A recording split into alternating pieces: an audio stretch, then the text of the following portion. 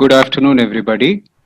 On behalf of Science Integra and our education partners, Bharat Serums and Vaccines, I'm Dr. Pratik Tambe, Chairperson for the AMOX Endocrinology Committee, heartily and warmly welcoming you to today's event, which is theme based in two parts. The first part is on endometriosis, and the second is on reducing cesarean section rates. It's our proud privilege at Science Integra to associate with the Dibrugarh Obstetrics and Gynecological Society and Dr. Arun Madhav Barua, who has been instrumental in bringing together a galaxy of legendary stalwarts from the Northeast, all under one banner for today's program. So I warmly welcome all of you, and I'd like to extend my greetings to everybody here who is present and who will be joining us very shortly. We are waiting for our speaker, Dr. Kuldeep Jain, to join in. But before we start talking about Dr. Kuldeep Jain, let me spend a couple of minutes introducing our eminent chairpersons who have joined us today. Can we have the next slide, please? Yeah. Dr. Arun Borua is a consultant gynecologist at Sampriti Hospital. He is chairperson of the Northeast ISAR, honorary president of the IMS Shivsagar branch, chairperson of the Food, Drug and Medical Surgical Equipment Committee of FOXI from 1999 to 2003, way back, organizing secretary of AICOG 2010, which was held in Guwahati. He's had several publications in prestigious journals and books, both nationally and internationally. He's a postgraduate from EMCH, Dibrugarh in Assam, member of more organizations than I can finish reciting in probably one afternoon. He's a pillar of support to so many organizations, including Foxy and IAG in the Northeast. And we welcome you, sir. Sir is, of course, the president of the Dibrugarh Society, and as I said, was instrumental in helping us organizing today's program under the Bridging Bharat initiative. Next slide, please. Our second chairperson again is a legendary figure in Foxy circles. She is Dr. Vidya Thobi. She is the professor and head of Department of Obstetrics and Gynecology at Al Amin Medical College in Bijapur. She is the current chairperson for the Foxy Food, Drug and Medico Surgical Equipment Committee, national corresponding editor of the Journal of Obstetrics and Gynecology of India, which is Foxy's official journal, organizing chairperson for Kasoga in 2016. She is also the treasurer of Kasoga currently, and she's recently been elected to the ICOG Governing Council, a very respected teacher and examiner at the Bijapur Medical University, and she's been an UG and PG examiner for more than 30 years. We welcome Dr. Vidya Thobi. Thank you so much, ma'am, for joining us. Can we have the next slide, please? Our next chairperson is Dr. Harinarayan Borkataki. He is the past president of the Dibrugarh OBGYN Society and chairman of the Paimanur Hospital and Residential School in Tinsukia. Welcome, sir. Next slide, please. We have amongst us a legendary figure, Dr. Bhavani Prasad Chaliha, and he's the ex-professor of the Department of OBGYN at the Assam Medical College in Dibrugarh. Known everywhere throughout the Northeast as a teacher of teachers and the senior most active consultant in the Northeast, Sir has innovative techniques and publications on almost every surgical technique in obstetrics and gynecology. There have been several generations of students who have passed out under him, and he has to his credit unique work on abdominovaginal radical hysterectomy for carcinoma cervix. At the start of the program, I would request Professor Arun Madhav Barua to take over the proceedings and invite our teacher of teachers, Dr. BP Chaliha, to bless us with some pearls of wisdom. Thank you so much. Sir, you will need to unmute yourself, please.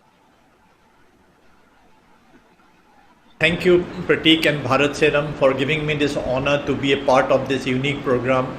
And we all have learned that this is the way forward, and we do not have any other alternative to be together in this pandemic era.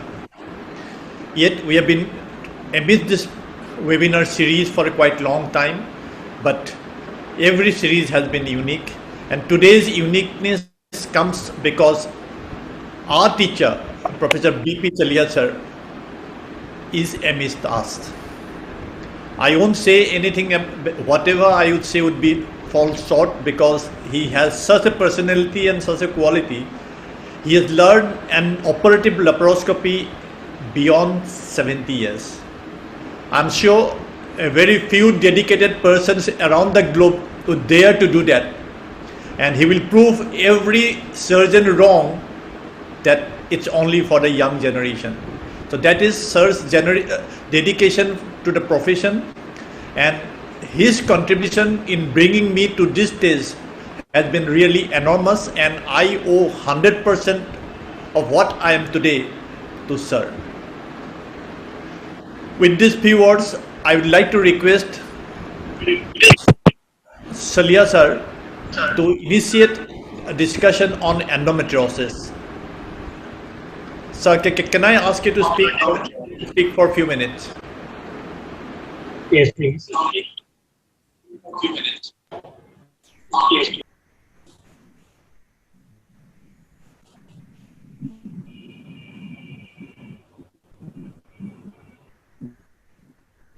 Yes, sir, you can take over. Deepak, please help sir to. Yes, yes. Hello. Yes, Deep. Hi, sir. Now, today's subjects are endometriosis. Dr. Pujit Jain is going to speak on it. We probably are going to advance the second program using Caesarean section. Now, as a matter of fact, I started recognizing endometriosis as early as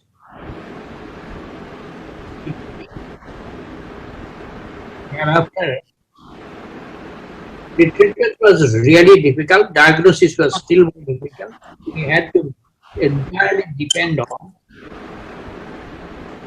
clinical examination. Ultrasound was not born. I saw it first developed in Scotland by Professor Ian Donald in 1966 to 68, and I saw him doing a few cases where the results were very much in challenge. However, the gadget has taken over everything in obstetrics and gynecology today, and it is becoming everybody's tool. So necessarily diagnosis also is becoming more easily available. Now, problem with ultrasonographic diagnosis is that unless and until a physical examination is done to a patient, pelvic endometriosis is not so easily detectable in ultrasound unless and until ovaries are involved. So that is why I tell all my students, those who are with me, that never fail to do a vaginal examination. If the patient regions, then you will have to explain to her. If necessary, put her under anesthesia, light anesthesia, short anesthesia, and then do a physical examination. This is very essential. So, unless you do that, you will miss it. Secondly, rectovaginal endometriosis is another thing which clinical examination very freely. Unless and until you do that, you don't get it. So these are some of the things which are in my mind. Regarding the extent of the disease, ultrasound or अभी इसको भी बिल्कुल नहीं छेड़ना है. hello, hello. Yes, sir. Please go on. Yes, sir, please go ahead. Now other methods I will way of the diagnosis and extent of the disease by like MRI, and if you have got anything more than that, then go for a laparoscopy to diagnose it. But in the end, what is necessary is a treatment. Treatment to relieve a woman from the pangs of endometriosis is really difficult even today. With all our knowledge, we are still running short of it because we don't have got any method which can give a foolproof result to the treatment of endometriosis. And I feel that unless and until a medicine like probably a better one than Dinoges comes into the field, we will have not much of a chance to treat them very well. Surgery is not a good procedure. It is necessary when it is disabling. Avoid as far as possible. It compromises the ovarian function. And diagnosis, of course, you need it sometimes. Many a times the additions have to be separated and then cleared for things, right? So my friend Dr. Jain will talk about it in detail. I've just, my experience of last 60 odd years, I'm telling these things. I'm still also treating patients. So I am becoming more and more conservative because of probably my age and experience. So I will also always say that to jump on a decision to do a laparoscopy must be very well thought out, maybe discussed well with the patient and with other fellow members before you even try to take it. So laparoscopy may help. Also, it can produce some disadvantages to the patient. I don't think I should go on talking about this one. My friend will talk on this in detail. So I definitely welcome him. So he will start his talk from the scheduled time. Regarding should I talk something about the next subject? No. Next, after panel, sir. After panel. Okay. Thank you very much. Thank you so much, sir, for giving your experience in a few minutes of time. Those are the golden words for everyone who is practicing in OB/GYN today. So it's my proud privilege to invite our next chairperson, Dr. Vidya Tovi, who in turn will introduce the key speaker for today on endometriosis, who is the lead figure in the North Zone and throughout the country, and he has worked so hard. So I request Dr. Vidya Tobi to introduce Dr. Kuldeep Jain to this August gathering. Hello. Good afternoon, everyone. And I am very glad to introduce Dr. Kuldeep Jain. He's a director, IVF specialist, and he is also program director at ART Center, Faridabad, chairperson, International Exchange Committee, Indian Fertility Society, editor-in-chief, Fertility Science and Research, organizing secretary of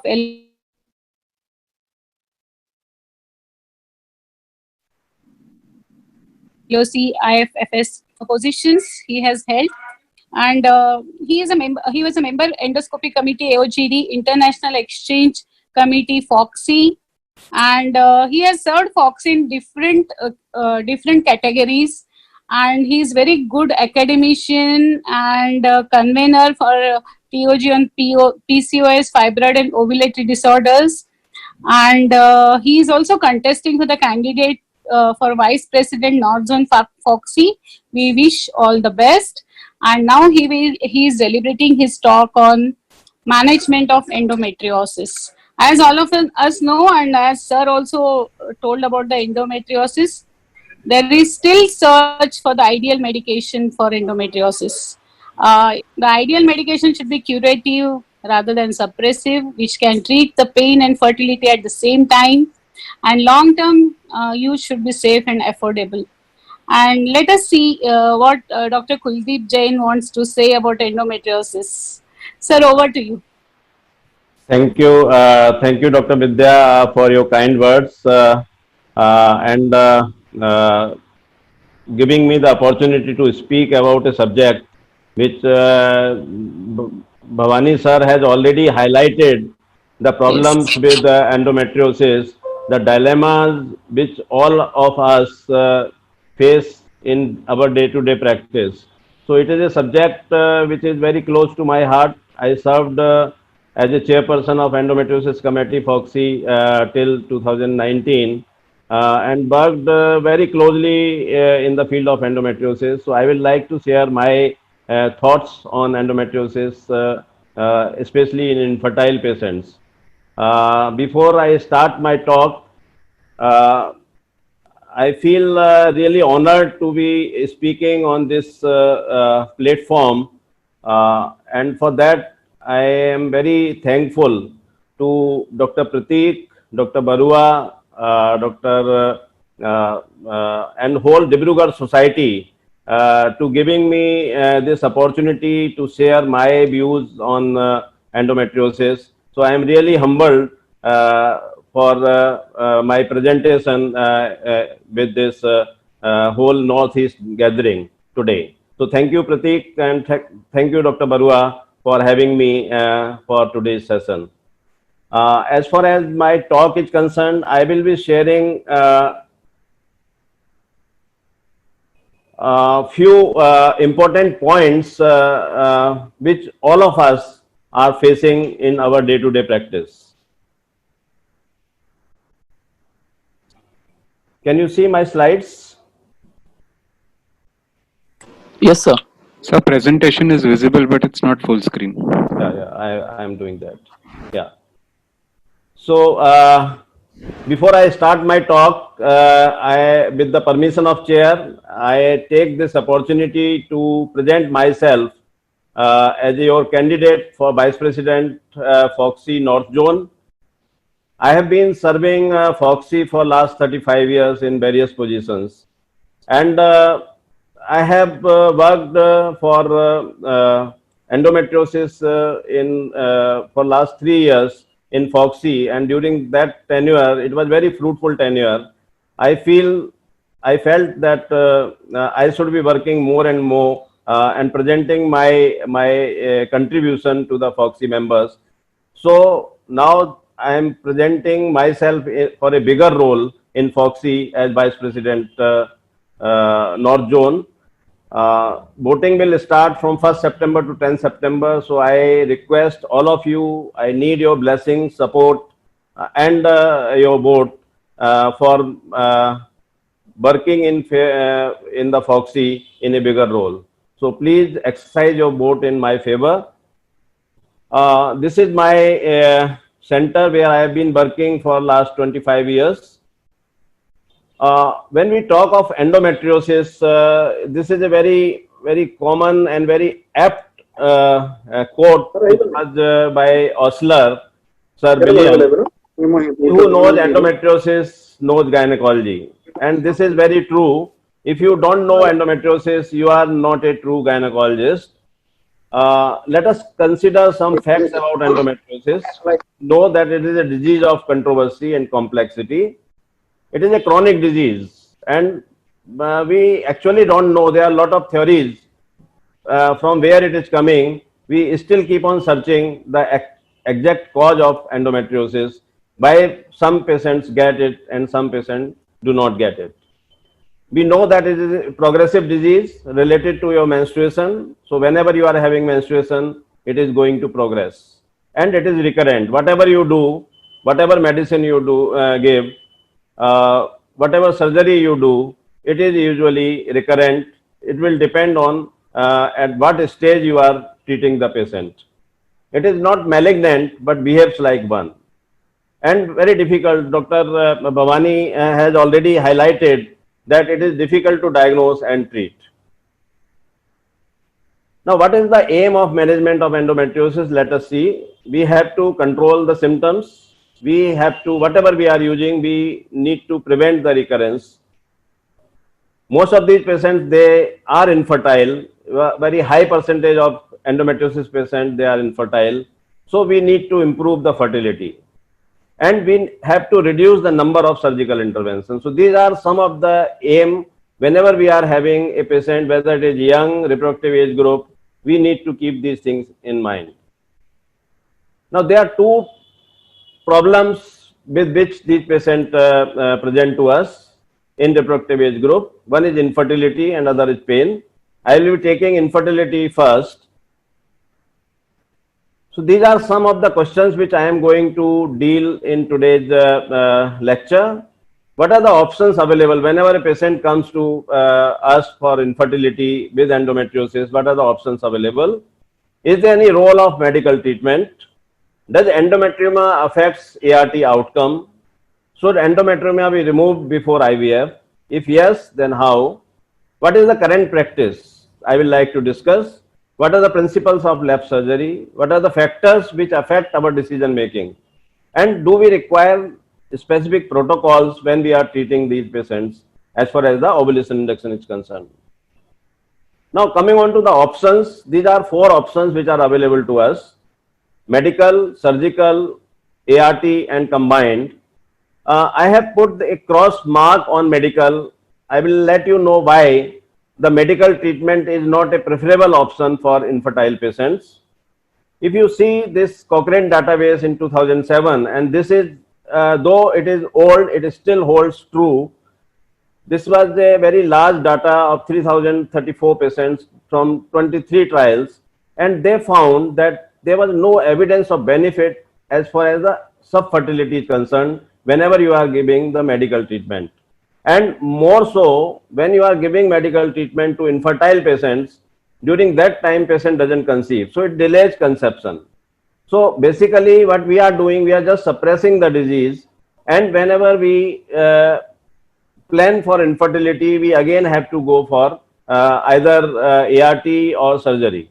So that's why medical treatment is not a preferable option. If you go through the SRA guidelines, very recent guidelines of 2017, again the same thing has been reiterated, that when the patient is infertile, we don't give any medical treatment because it is not helping in getting the patient a live birth.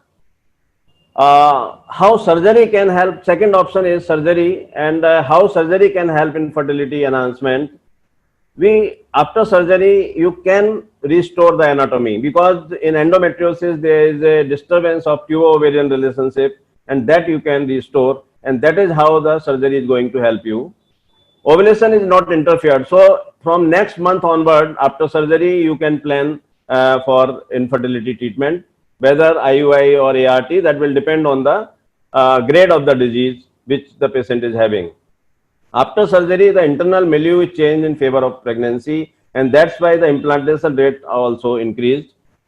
You are destroying the ectopic endometrium instantly, and that's why you are reducing the burden of the disease. And you are having a larger disease-free interval where during which you can plan the infertility management. So these are few points in favor of surgery over the medical management. Now, laparoscopy is the best tool for diagnosis, treatment and follow-up in these patients. So whether you are diagnosing, whether you are treating or whether you are following, laparoscopy is one of the standard tool which has been suggested. Now, during laparoscopy, what are the options available? As far as the surgical options are available, some people, they have advised transvaginal ultrasonography guided aspiration, but that is not to be done. Okay, so again a large cross has to be there. You should not interfere in endometrioma by transvaginal aspiration. As far as the laparoscopic aspiration is concerned, again that is a no. If you just aspirate and leave the endometrioma, the chances of recurrence will be very, very high, and that is not the line of treatment. So what we are having, we have to excise the lesion, we have to fulgurate or vaporize the lesion, or you do the total cystectomy. So these are the options available to us apart from adhesiolysis. Of course, you have to do the extensive adhesiolysis in these patients to restore the tubo-ovarian relations. Now, what are the concerns as a infertility consultant? Whenever we put a laparoscope inside, we always are worried that we should not interfere with the ovarian reserve, because all surgery, whatever you are doing, it is going to affect your ovarian reserve. So whenever we are putting a scope a knife, we should always be worrying about the ovarian reserve and AMH. Second thing, we need to reduce the recurrence. Whatever surgery we are doing, it should always be in our mind that recurrence rate has to be reduced. And third thing is minimize complication, because these patients, they are young, and many times the bladder and bowel are adherent. So we need to restrict ourselves to minimize the complications. So these are three concerns as infertility consultant we are having in our mind. So we have to have principles of surgery in our mind. We have to plan a good surgical technique. Meticulous hemostasis, very important. Operating in right plane. If you are operating in wrong plane, you will be destroying more and more ovarian normal tissue, and that's why you have to keep yourself in right plane. Very gentle tissue handling is very, very important, especially tubes, etc. So you have to handle them very carefully, and minimal use of cautery, because again, excessive cautery is going to cause a lot of problems as far as the ovarian reserve is concerned. This is a small clip of video in endometriosis. Can you see my video?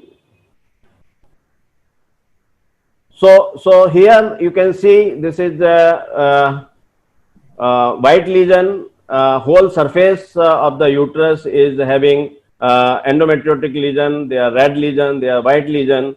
But in this case, the ovary is free from the adhesions, and you can easily lift the ovary. So it is basically grade 2 endometriosis.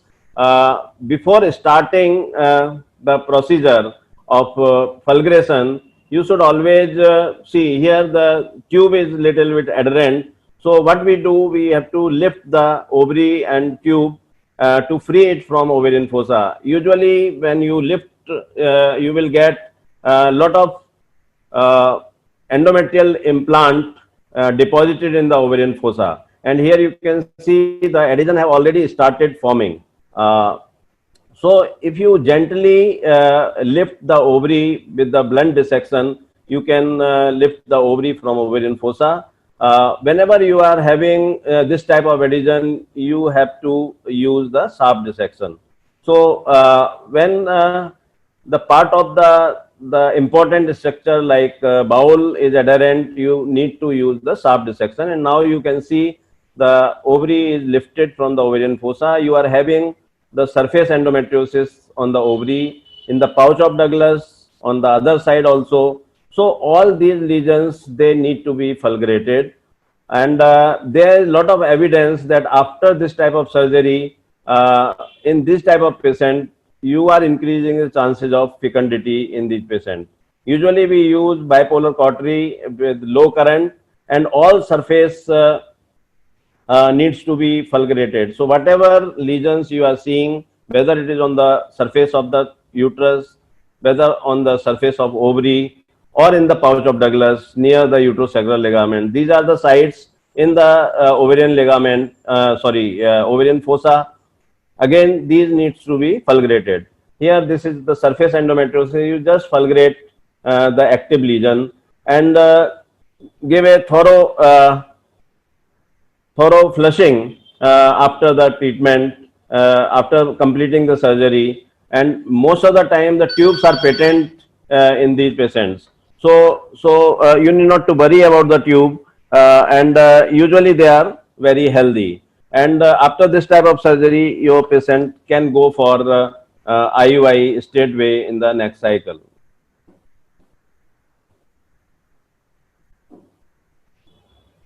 This is another video clip of endometriosis grade 3, where you are having a pouch of Douglas which is full of endometriosis, full of adhesions.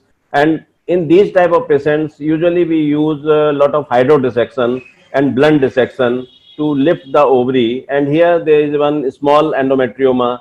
Here you can see. So once the ovary is lifted, you can do the cystectomy or fulguration, whatever you are planning.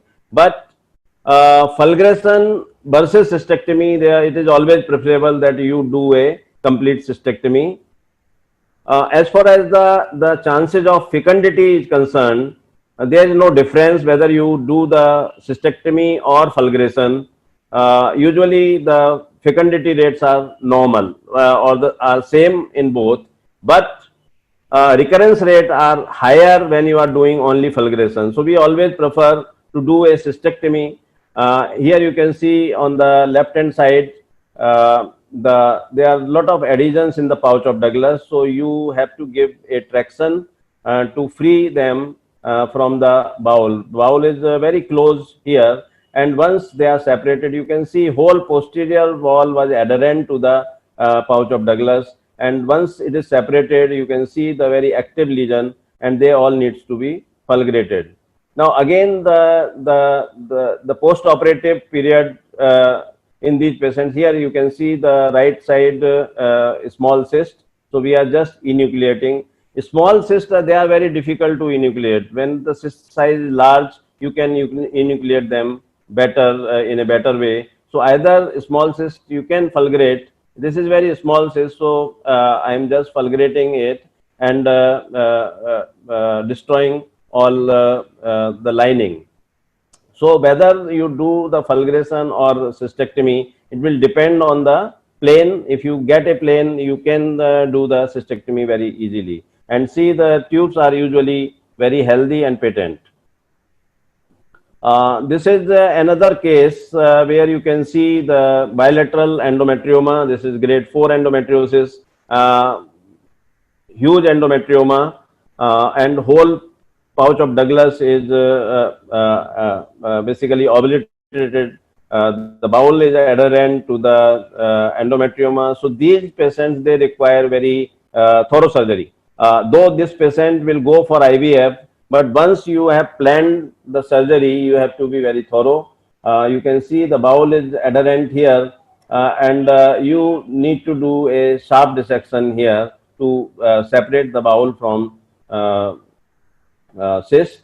And once the cyst is separated from the bowel and lifted up, you can do the cystectomy very nicely. Now, to minimize the bleeding, and I use vasopressin in these patients, which minimizes the bleeding when we are doing the cystectomy. And when you are doing cystectomy, you have to give the traction in right plane, so you are not removing a healthy tissue. That is very, very important. On the other side, again, there is a large cyst, and that can be tackled in the same way. It is not only cystectomy, you have to do the extensive adhesiolysis in these patients to maintain the tubo-ovarian relationship. Though these patients, they do very well after your surgery in ART. So here you can see the cyst is being removed in toto, and after this you have to give a thorough lavage and do the hemostasis part by bilateral by bipolar forceps. So coming on to, if you do only endoscopy and leave the patient, what is the chances of conception? Whatever surgery you do, usually 23 to 30% patients, they do conceive, depending on the grade of the disease. But when you combine endoscopy with ART, you can almost double the chances of conception. So it is always advisable, don't leave your patient after surgery for conservative approach, because it is a progressive disease, and as the time passes, again there will be recurrence and chances of conception are decreased. So best chance of conception you can give just after surgery. So you should always plan a IUI or IVF after surgery to give a best result in these patients. These are some of the X-ray guidelines, and they are very clear. In grade 1, grade 2, where the tubo-ovarian relationship is maintained, after surgery you can go for IUI of 3 to 4 cycles, and you get a better pregnancy rate after surgery. If you are having a grade 3, grade 4 endometriosis, though the tube are patent, but relations are not maintained, So IVF-XC is the treatment of choice in these patients. Now, this is a very important debate. It is very great debate whether you should offer laparoscopy before IVF. You are having endometrioma. You have decided that you are going for IVF. Should you remove endometrioma before going for IVF? There are a lot of debate here. They are not, no RCTs are available, they are lacking, but most of the studies suggest that surgery does not benefit patient undergoing for IVF-XC. So, as we are worried about the ovarian reserve and other thing, usually surgery should be avoided in these patients until unless there is a strong suspicion that you are having a very large endometrioma which is coming in your way and you are not able to retrieve all eggs. That is one indication, but in my practice, that indication has never come. So usually whenever we are having endometrioma and planning for surgery, planning for IVF, usually we try to avoid surgery there. These are some of the points in favor of surgery and points against, but they are all can be managed without any problem. This is some of the literature available which has suggested that there is no effect on outcome whether you do surgery or not. If you go for IVF, you can get a same type of result. There is no effect on response to stimulation. You may get reduced number of oocyte and reduced pregnancy rate if you go for surgery. So this is the recommendation by the Gracia. They have recommended that IVF directly to avoid complication related to surgery and reduce the cost. There is enough data available now that surgery should be avoided when you are going for IVF to get a better harvest. Now, this paper shows impact of surgery. You can see cystectomy was associated with decreased ovarian response to controlled ovarian stimulation, and there was no effect on reproductive outcome. That is very important. It is not helping you in improving the pregnancy rate. AMH level is again significantly reduced as shown in this paper. Finally, there is a consensus that surgery should be avoided if you are planning to go for IVF. Only few patients where you are having bilateral large endometrioma and AMH and ovarian reserve is not compromised, you can plan surgery to get a better harvest. But again, that remains debatable. This is a very nice paper. Here you can see if you are dealing with a normal cyst, you are having only 32% patients which are where the what you call reserve is compromised. But when it is endometriosis cyst, 65% patients they are having less ovarian reserve. Whether you are going with laparoscopy or laparotomy. So when you compare cystectomy in a normal patient and endometriosis, you are removing more healthier tissue in endometriosis patient. So what are the patient which influences your decision? What are the factors? Age of the patient is very, very important. If you are dealing a patient 35 plus, avoid surgery. If you are having a younger patient, you may think of, because these patients even after surgery will be having a better ovarian reserve. So age of patient comes into the decision making. Certainty of diagnosis. If you are not certain that you are dealing with endometrioma, you have to plan for surgery. Patient symptoms. If the patient is having pain also along with infertility and the AMH is normal or workable, then you can plan for surgery. Size of endometrioma is again a question of debate, whether you should remove 4 centimeter plus, 5 centimeter, 6 centimeter. That keep on changing. If you see previous data from 3 centimeter to 4 centimeter, and now we are talking of 5 centimeter. So size is not a very right factor for decision making. Ovarian reserve is certainly, if you are having a poor ovarian reserve, please don't touch ovary. You harvest the egg, whatever is available, and then plan for the treatment. And of course, bilaterality is again an important factor. These are some of the guidelines. Of course, now we are having 2017. Use of ART is one of the important intervention in endometriosis patient, especially when you are having a compromised tube-ovarian relationship, male factor, or unexplained or other factors, other things have not worked. So ART is one of the important recommendation in these patients. And whenever you are doing surgery in these patients, you have to counsel them very clearly. That is mentioned in the SRA guideline, that you have to counsel them regarding the decreased ovarian reserve after surgery. That is very, very important in these patients. So this is the recommendation you can see here. 3 centimeters is now changed to 5 centimeter in recent guidelines. Coming on to the pain, if it is a primary symptom, fertility is not the issue, then you are having medical treatment or surgical treatment. If medical, what is best, how long it is to be given, and when to decide for surgery. If you see the endometriosis associated pelvic pain in adults, we are having lot of drugs now available. You can use COC, you can use oral progesterone, which are available to us. They can be used as first line option. And now we are having 4th generation progesterone, that is Dynogest, which is very, very effective in as a oral option. And the dose, as far as the Dynogest is concerned, it is 2 milligram. But when you compare COC and Dynogest, usually the efficacy is almost same. Only thing is, Dynogest compliance is better than COC in a long-term patient. So Dynogest scores over COC. There are less chances of breakthrough bleeding when you compare Dynogest with COC. Then you are having GnRH analog in your kitty. So those patients who are not responding to your oral medication like Dynogest or OCP, you can go for GnRH analog.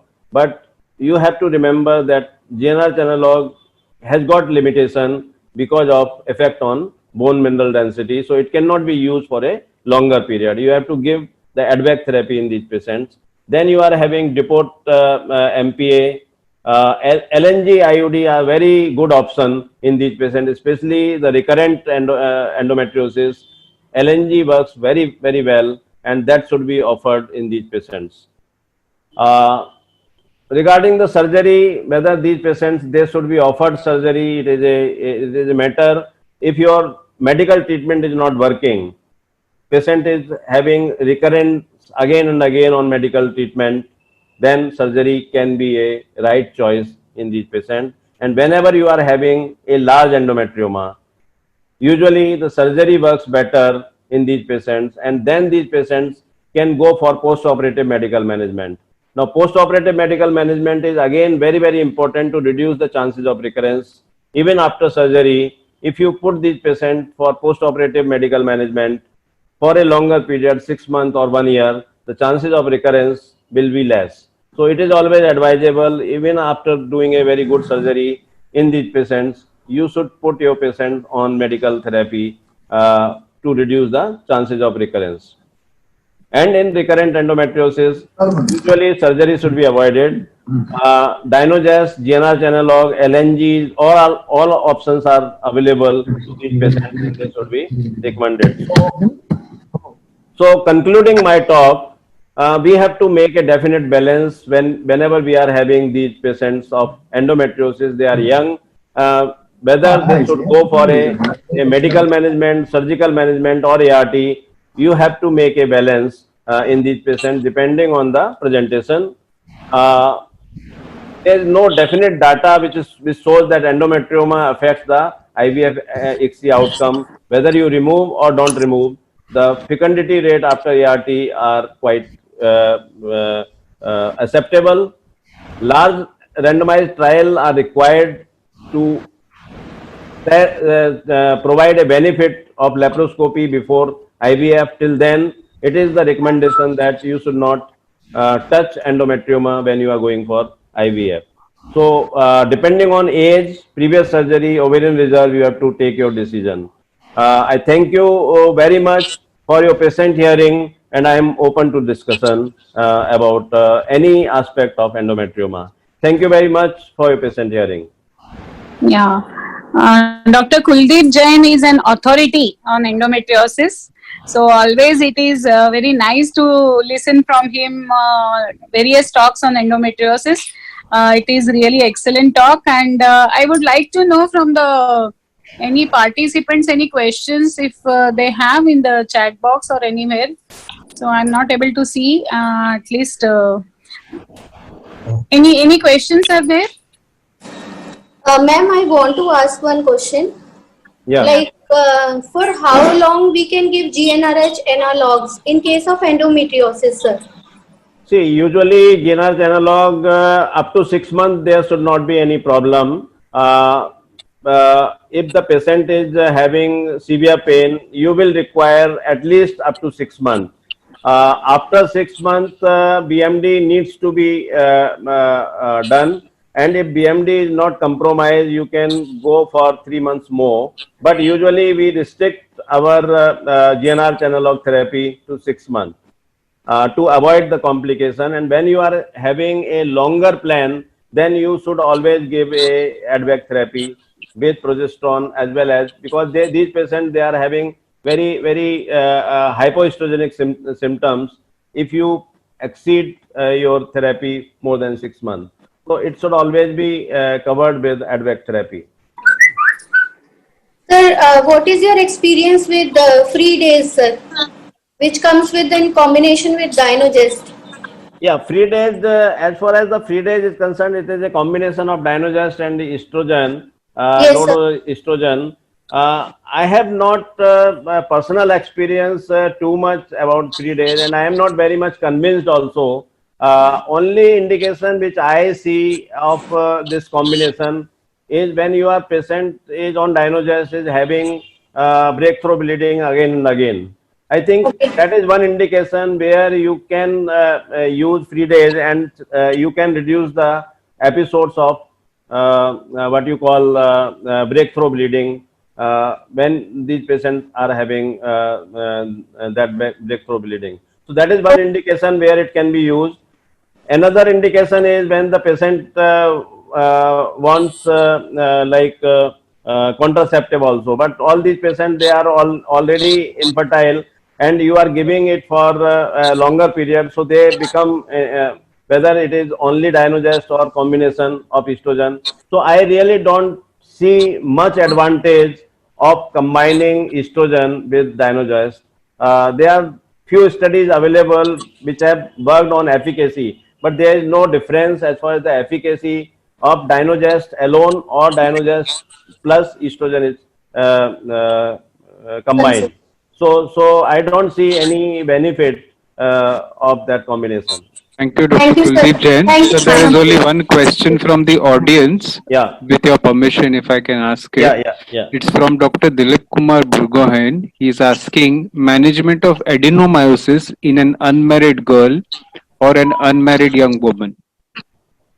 Okay, so that is adenomyosis is something which is again a very difficult disease to diagnose as well as to treat. Now, when you are having adenomyosis in younger patient, you should always go for medical management first. And in these patients, you are having an option of giving the Dynogest, which is not very good proposition as far as the adenomyosis is concerned, but that can be given. Otherwise, GnRH analog works better in these patients when they are young, but you cannot give it before 18 years. So you have to keep that thing in mind. Otherwise, COCs and Dynogest are there, which can be used. If the patient is sexually active, then I think LNG works better in these patients of adenomyosis. So that can be given, but GnRH analog are preferable over oral medication in adenomyosis. Thank you, sir. We'll have some closing remarks from Professor Arun Madhav Barua, And then we'll move to the Yes, panel yes, because we're yes. already getting late. Yeah. Late, Sir yeah. Tambe. Hello.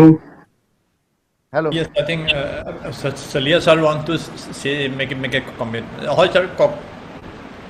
One thing I want to say that in the diagnosis of these endometriosis cases, one of the most difficult thing is to exclude adenomyosis.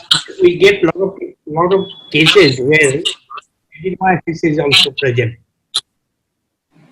For those who are beginners, to them I say that if a patient is coming with dysmenorrhea, and may or may not be there is a amenorrhea, in clinical examination you find a little bulky uterus and mobile.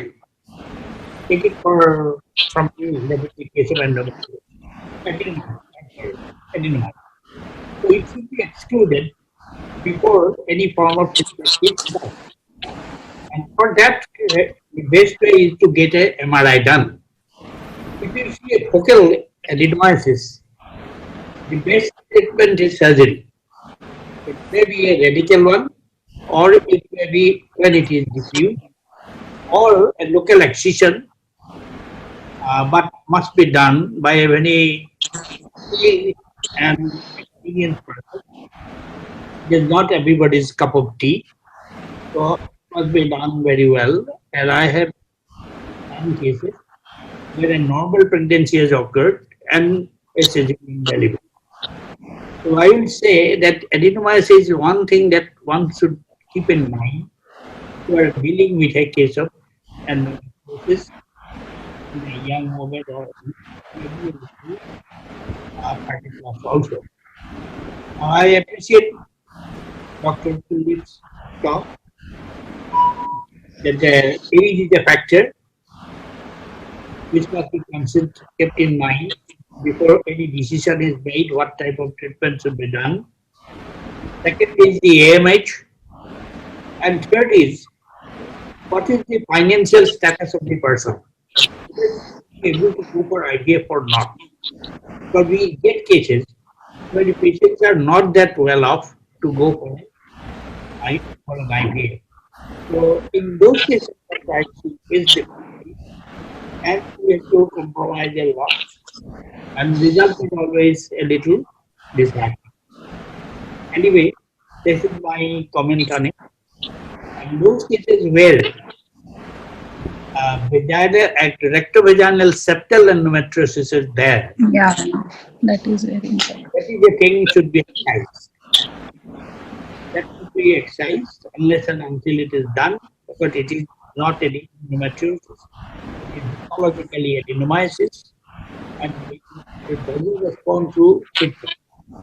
In my days of graduation or in the early postgraduate, I mean in the postgraduation also, we used to classify that endometriosis of the functioning layer, the basal layer, and the stromal layer. Now the stromal endometriosis has gone out of fashion. Nobody says about it. Nobody believes that it is the basic basal layer which is causing the endometriosis and adenomyosis, which I was taught in those days. And also this vaginal septal endometriosis is actually a adenomyosis. It should be excised. No form of medical treatment. There are many things I could go on talking about endometriosis in my last 60 years of experience, but this is not the place, time for me to go so. Thank you very much. Thank you, sir. And I think it's over to Pratik because we are already running short. I think sir has already given the best closing remarks. And thank you, Kuldeep, for enumerating the endometriosis to a wide extent that was possible within this limited time. Thank you so much for agreeing to be part of it. Thank you, and I wish you all the best for your elections also. So we are in the Yes. and we will like to have blessings of everyone, all our audience who is here. Over to Pratik. Pratik, thank you very much for making me part of this program. Thank you very All the much, best, sir. Dr. Kuldeep and Dr. Arun both. Thank you, Yes. Dr. Vidya. Thank you. Thank you very much, respected chairpersons and our esteemed speaker, Dr. Kuldeep Jain. We'd like to move on to the panel discussion. And while Shriman is putting up the slides so that I can introduce all the panelists, I'd like to make a small announcement. We have over 500 logins today, 515 at last count. We have 515 viewers who have logged in for our event today. So thank you very much to all the audience for participating, and of course, thanks to all the faculty who are present here. Shimon, can I have the CV slides, please, so that I can introduce the panelists?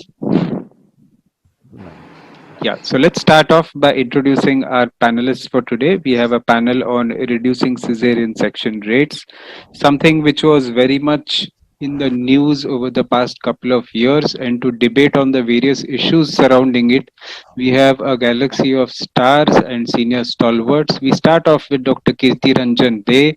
He is the CMO at De's Nursing Clinic in Tinsukia in Assam. He's a past president of the Dibrugarh Society, and he's been practicing OBGYN since the past 47 years. Welcome, sir. Next slide, please. Dr. Biswajyoti Guha is well known in several circles, but to introduce him formally, he's a consultant obstetrician and gynecologist at the AMRI Hospital in Mukundapur, at the Bhagirathi Neotia Hospital in Newtown. He's the Joint Secretary of the Bengal Society, Managing Council member of AICC RCOG East Zone, the Honorary Secretary for ISOPAB Kolkata chapter, and a clinical examiner for the MRCOG Part 3. Welcome, sir. We are privileged to have you today. Next slide, please. Dr. Sashmita Das is very well known. She's a president of the Karimnagar Society from Telangana. She's a gold medalist and a member of Foxy since 1988. Life member of IMA. She's been the vice president of IMA local branch for 2017 to 20.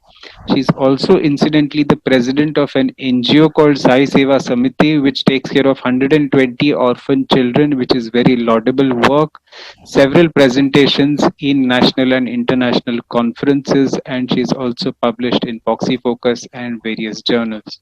Welcome, Dr. Sashmita Das. Next slide, please. Thank you. Dr. Ranjan Kumar Mahanta is the medical superintendent cum senior consultant and HOD at VKNR Hospital in Golaghat, Assam. His subject of interest is labor analgesia, minimally invasive surgery, non-descent vaginal hysterectomy. Welcome, Dr. Ranjan Kumar Mahanta. Next slide, please.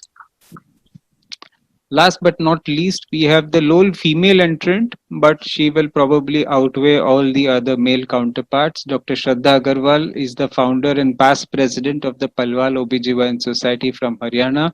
She has a keen interest in obstetric ultrasound and anomaly scans, and she's a member of the breast committee of Foxy 2019 to 21. We also have Dr. Amal Kumar Fokan, who is an obstetrician and gynecologist at Sanjeevani Hospital in Jorat, and he's been the past secretary of the Jorat OBGYN Society. So without further ado, I will try. We have Dr. Nitumani Goko as well, I'd forgotten. Yes, she's a practicing obstetrician and gynecologist in Margarita for the past 16 years, and she has her own hospital, which is the Mayflower Hospital. And we hope you will also be able to join us without too many audiovisual issues like yesterday.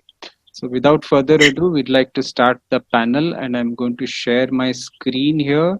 Hopefully that goes off without a hitch. If you just bear with me for 30 seconds while I do that.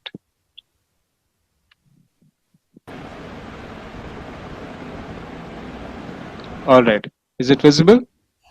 Yes, sir. Okay, fantastic. So we're here to debate about how can we reduce cesarean section rates, and I think both myself and the panelists have already been introduced.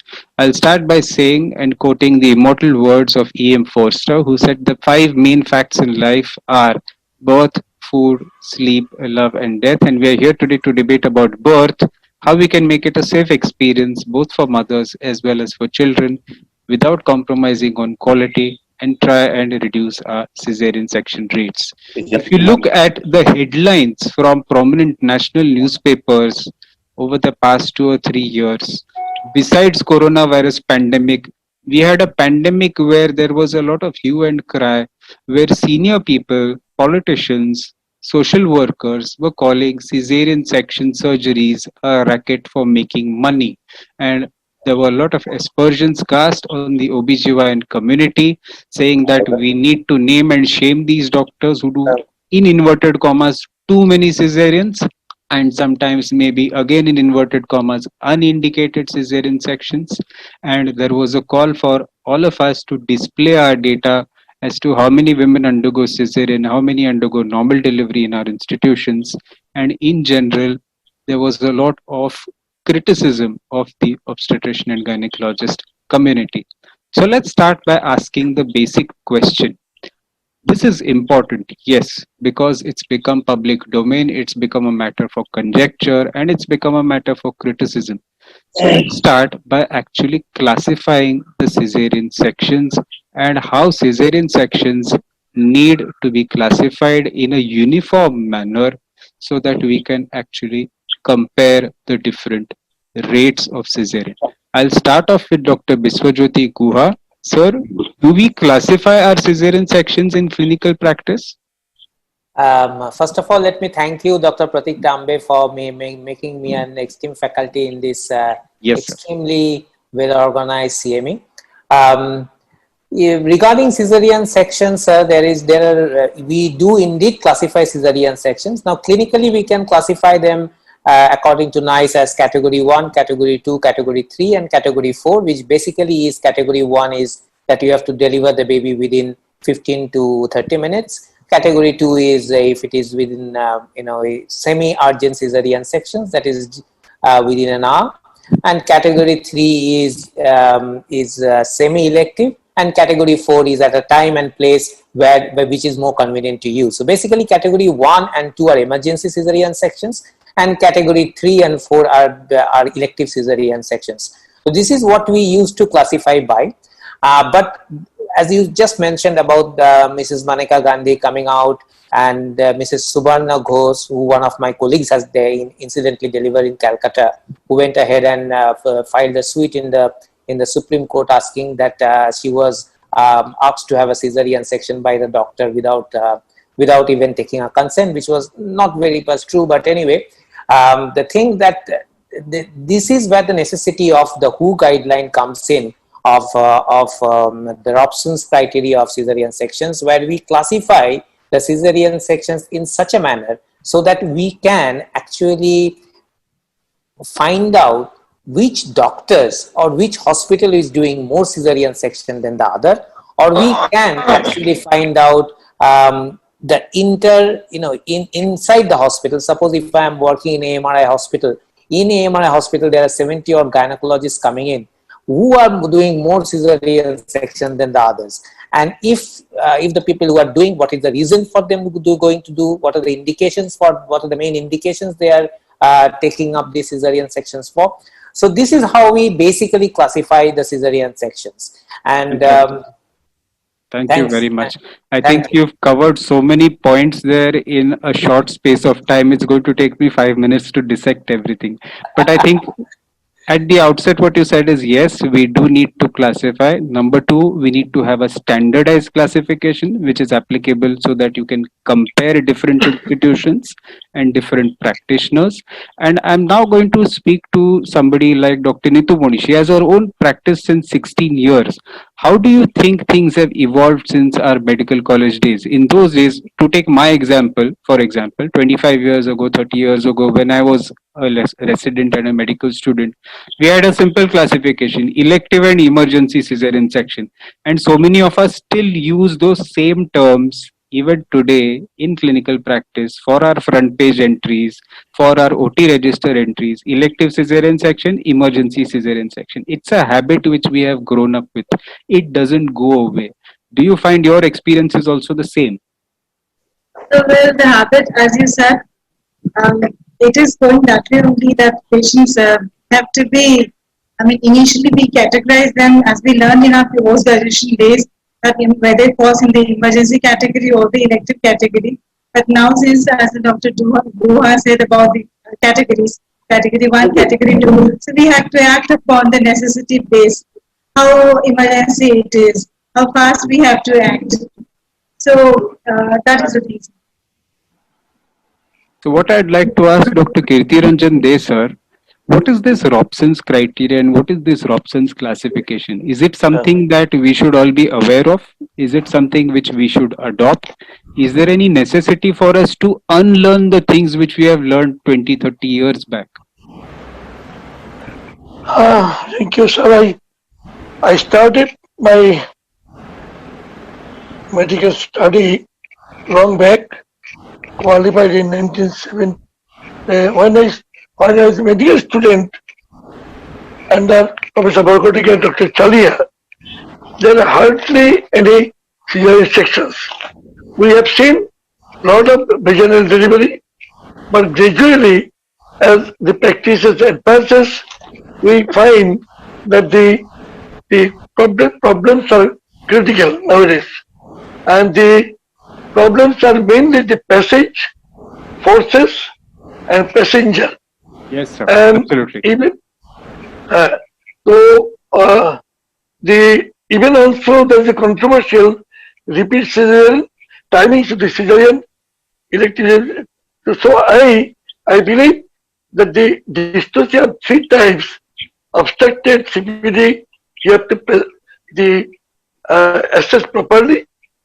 Inertia available for after long period of induction. If you fail, then the passenger fetal distance, of course, breach, primary breach with 3.5 kg. Probably these are the things we classify the indications of the cesarean section, other than the elective or classification emergency. Thank you, sir. Thank you Thank so you. much. Dr. Zasmita Dash, could you tell us something about this Robson's criteria? What are the important criteria and how do we classify cesarean sections in modern times? Okay. Thank you, Pratik. We all know the burning topic of cesarean section. Why we talk today on Robson's criteria? If you look at the literature, World Health Organization brought out a manual in 2017 to have a uniformity in the healthcare system. This 10 group classification that talks for 5 variables: obstetric history, parity, number of fetus, onset of the labor, previous cesarean section, and taking all these criteria uniformly throughout the globe so that we assess, monitor the pregnancy and delivery, not pregnancy, the delivery, and compare our cesarean section rate in a health sector. And the ultimate aim for that will be the improve the quality of the care, and you have a introspection and audit key what is going on and where exactly we should improve upon. What my first panelist was focusing on that key, who is doing more section. It is not fault finding. This 10 group classification will have a uniformity so that we improve upon when we have a regular audit kind of things. Thank you, madam. Thank you so much.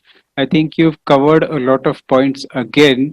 I want to bring Dr. Amal Fukan into the discussion and ask him, sir, what is this audit cycle? Now, 25 years back when you and I passed out, this concept was an alien concept. We only got to know it maybe 10, 15 years after we had started our practice. What is this audit? Actually, if we see that, if we see this Robson's classification, and when we see that this, especially this group 1, group 8, group 7, these are really, if a particular person or particular hospital is suppose group A, which includes all primary gravida of singleton pregnancy after 37 weeks, the incidence is alarmingly high. So we can have a self audit, or we can have a uniformity in assessing or auditing the various the statistical data from various hospitals, and how we can rectify, how we can set standards. Suppose this particular group is out of this 10 group, this particular 1, 8 is so much high, how we can reduce. So that will be helpful in if we use this audit cycle. Yes, sir. Thank you so much. I think this is a concept which many of us have needed to learn after we had passed out from our medical colleges. This is something which has come to us when we started talking about ISO, FEQH, NABH, accreditations, and where the basic concept is that you need to first set standards. You measure what is your current practice. you compare it with maybe international standards or national level standards, which are prescribed by, say, WHO or any organization like ASHRAE or ASRM. You see what is the gap between your figures and what is standard accepted practice all over the world, and then you try to bridge that gap. Once you've bridged that gap, you've implemented the changes, then maybe after another finite period of time, say 6 months or 12 months, then you go ahead and you will need to reassess and re-audit everything. Can I Accountability. Yes, ma'am. can I just tell you one thing, Dr. Tambe? This is Yes, one sir. of Yes. the, audit is a very important aspect of our current obstetric practice, because if we Absolutely. don't do audit, we do not Absolutely. actually improve ourselves. And as you mentioned about NABH and NA, all these, JCI and stuff, these are, they only look at papers. They don't look at how, what the patient Absolutely. is, how you are dealing with. They only look at the papers. And that is the reason Absolutely right. also that you should be doing, because audit is one of the pillars of clinical governance. And these are the new things that are going to come in as India goes into more into, as a, We goes start into adopting Western standards. as Western standards. Yes, exactly. So Thank you. once, I think, as Dr. Biswajyoti has rightly pointed out, we imbibe this concept that we, even though we are doctors, we are providing a service, we are accountable not only to patients, but also to organizations like government departments, health departments, who will ask us for statistics and figures. And that's when we realize that accountability is the glue that binds commitment to results. Your I want internal to audit ask, as well as external audit matters, Pratik. yes, sir. Yes, ma'am. You should focus on your internal audit. How small is your setup, how small is your institution, doesn't matter. Correct. Both are more important. Every little bit helps towards trying to make yourself an acceptable standardized organization with good practices. So speaking about good practices, I want to bring Dr. Shraddha Agarwal now into the discussion and ask her, what is the Foxy ICOG perspective on this so-called standard setting, safety, accountability and accreditation? Is there something that Foxy has done in this field? Sir, as far as I know, Foxy recommends the setting up of a cloud registry.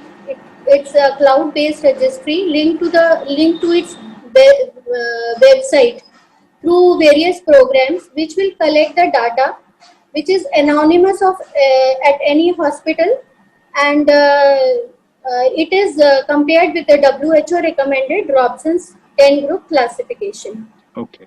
Now I want to throw this question open to everybody here on the panel. Have you heard of the Foxy Manyata project? I think there is a Foxy critical standard for accreditation of the safety delivery.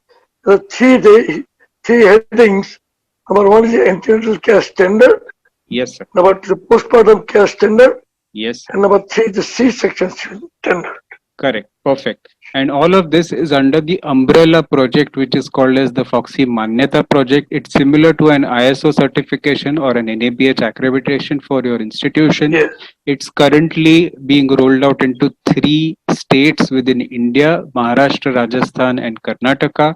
It's spearheaded by a former Foxy president, Dr. Hema Divakar, and the subsequent presidents, Dr. Alka Kriplani, Dr. Grishma Delanpai, and of course Dr. Nandita Palchetkar have also worked, and they have served to try and bring this more and more into our private practitioners ambit as well. There are certain clinical standards which are prescribed. They are there on the website. You can download these. There is a free training program for the nurses and paramedical staff in your institutions, and you can adopt this. You can get the certification for yourself as well. As of now, as I said, it's rolled out in 3 states. And very soon it will be rolled out to the rest of the country as well. Lakshya Manyata is in association with the government of India. It's an extension of the Manyata project, and you will be surprised to know Foxy with the government of India is the first organization anywhere in the world to launch this unique initiative. It's never been done anywhere else. We should really be proud of ourselves as Foxians, and of course that we have collaborated with the government. There are so many countries, including SAARC countries and African countries, who want to adopt this model, and they are looking to us for what standards we are trying to set.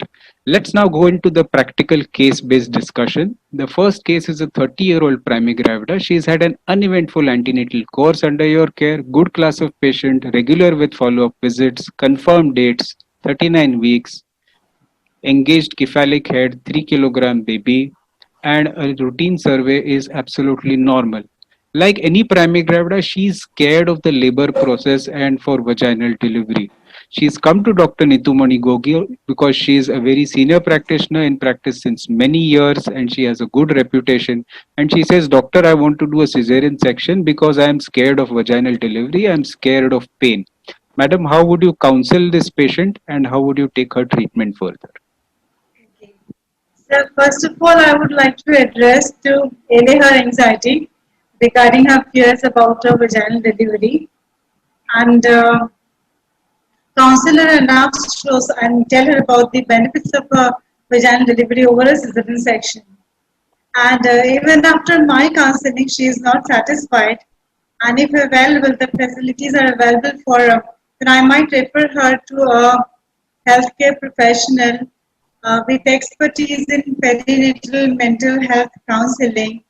And after enough of counseling from that expertise also, if the patient does not gives up, I will have to comply by her wish and I have to offer her a cesarean section. So in the good old days, 20 years back,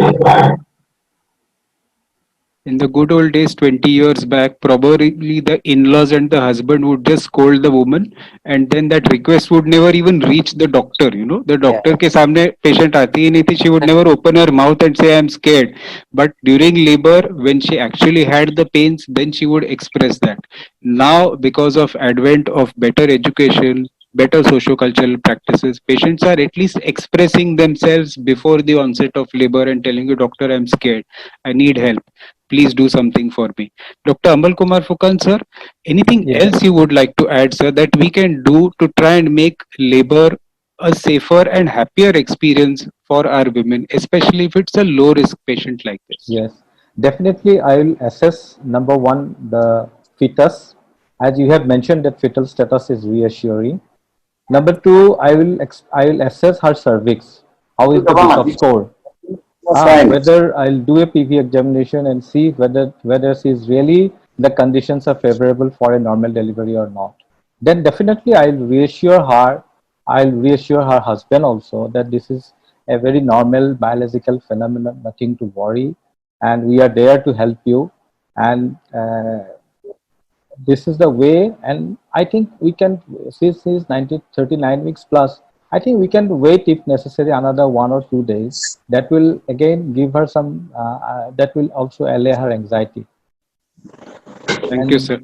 Yes, sir. Dr. Ranjan Kumar Mahanta, sir, I'd like to bring you here into the discussion and ask you, is there any role of labor analgesia or antenatal classes in your practice? Now, in modern cities, metro cities, where all these newfangled ideas are being entertained, and we are now trying to make patients more and more happy by offering them more basket of services close to what we do in Western countries.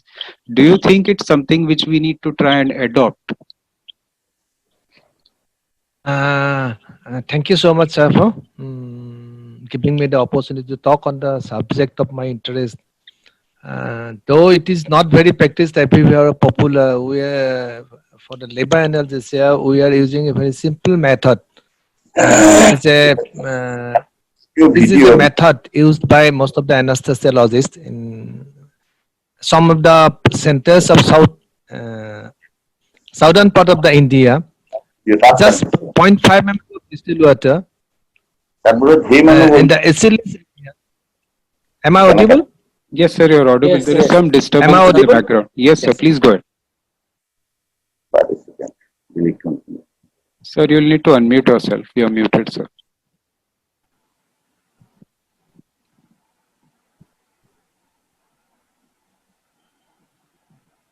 I think we have lost sir. Sir, you need to unmute yourself. You're muted.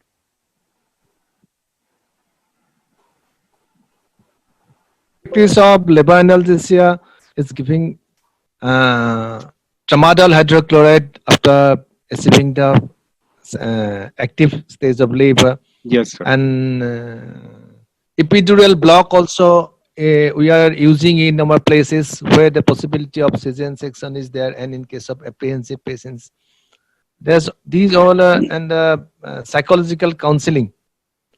Those cases where patients are more apprehensive. These are the very important role, because nowadays demand for cesarean section from the patient is going up. Yes, it's going because up of the significantly by pain. leaps and bounds, and we find that sometimes it's very difficult to counsel our patients. Sometimes we need to tell them that, okay, maybe to try and make your labor a painless experience, we can offer you labor analgesia, get a counseling session with an anesthetist, preferably who will be the same person who is there when she actually goes into labor, who is there by her side, almost like an attendant. And we have to offer all these different options to our patients these days to stay relevant to the times. I'm going to ask Dr. Shraddha Agarwal that besides counseling, is there anything else that we can try and do for this patient? Sir, first of all, I would like to tell that in the last trimester only, I counsel all my patients regarding labor pains, about leaking, when she should report to the hospital, and about the show, what is show, about the breast care, she should take care of her breast from now only, about perineal hygiene, and about the painless labor also, which she can have, which she can enjoy royally her labor. And maybe some antenatal exercises. And also the lightning effect, which will come in the last part of the last trimester. All right. And also, so I think we've the covered daily that fetal extensively. Let's Can I move add, on. Dr. Pratik, just a minute. Can I add something? Yes, We ma'am. all focus on the audio-visual session and a group participation. You know, antenatal clinic, when one person interact with the other in a group audio-visual display going on, they learn more and they have more confidence. True. And even people who have undergone this pain therapy, painless labor, so experience sharing also, that keeps your confidence building. That also And matters also, in a group. and ma'am, also the counseling of the patient should always be done with her husband, Yes. so that Fantastic. both of them understand. And I always tell, I always encourage the husbands to come to the labor room when the patient is delivering, so that they get a very good moral support. Thank you. Thank you, Shraddha and Dr. Sashmita. I think those were excellent points. Let's move on because we have already finished the first half an hour of our panel and we are still on the first case. So after multiple counseling sessions, now we have managed to counsel her and make her ready for a trial of labor. Now the problem is the mother-in-law wants delivery on an auspicious date. Is this a very big problem in the Northeast? It's a major problem in my area as well as in South. What about you, Shraddha? Is it a problem for you? Auspicious date delivery? Sir, auspicious date of delivery is always asked by the mother-in-laws. So I think that is universal everywhere in India, wherever you go. And mostly when the patient is suggested for cesarean section, they always want the cesarean section on an auspicious date. So now this mother-in-law is a little more progressive. She wants to have a planned induction and vaginal delivery on an auspicious date. I'm going to ask Dr. Kirti Ranjan De sir that in the old days we were taught about Bishop's score. Do you think that this is still relevant in modern obstetrics? Do you use it in clinical practice? And is it important before induction of labor? Sir, you will need to unmute yourself, sir.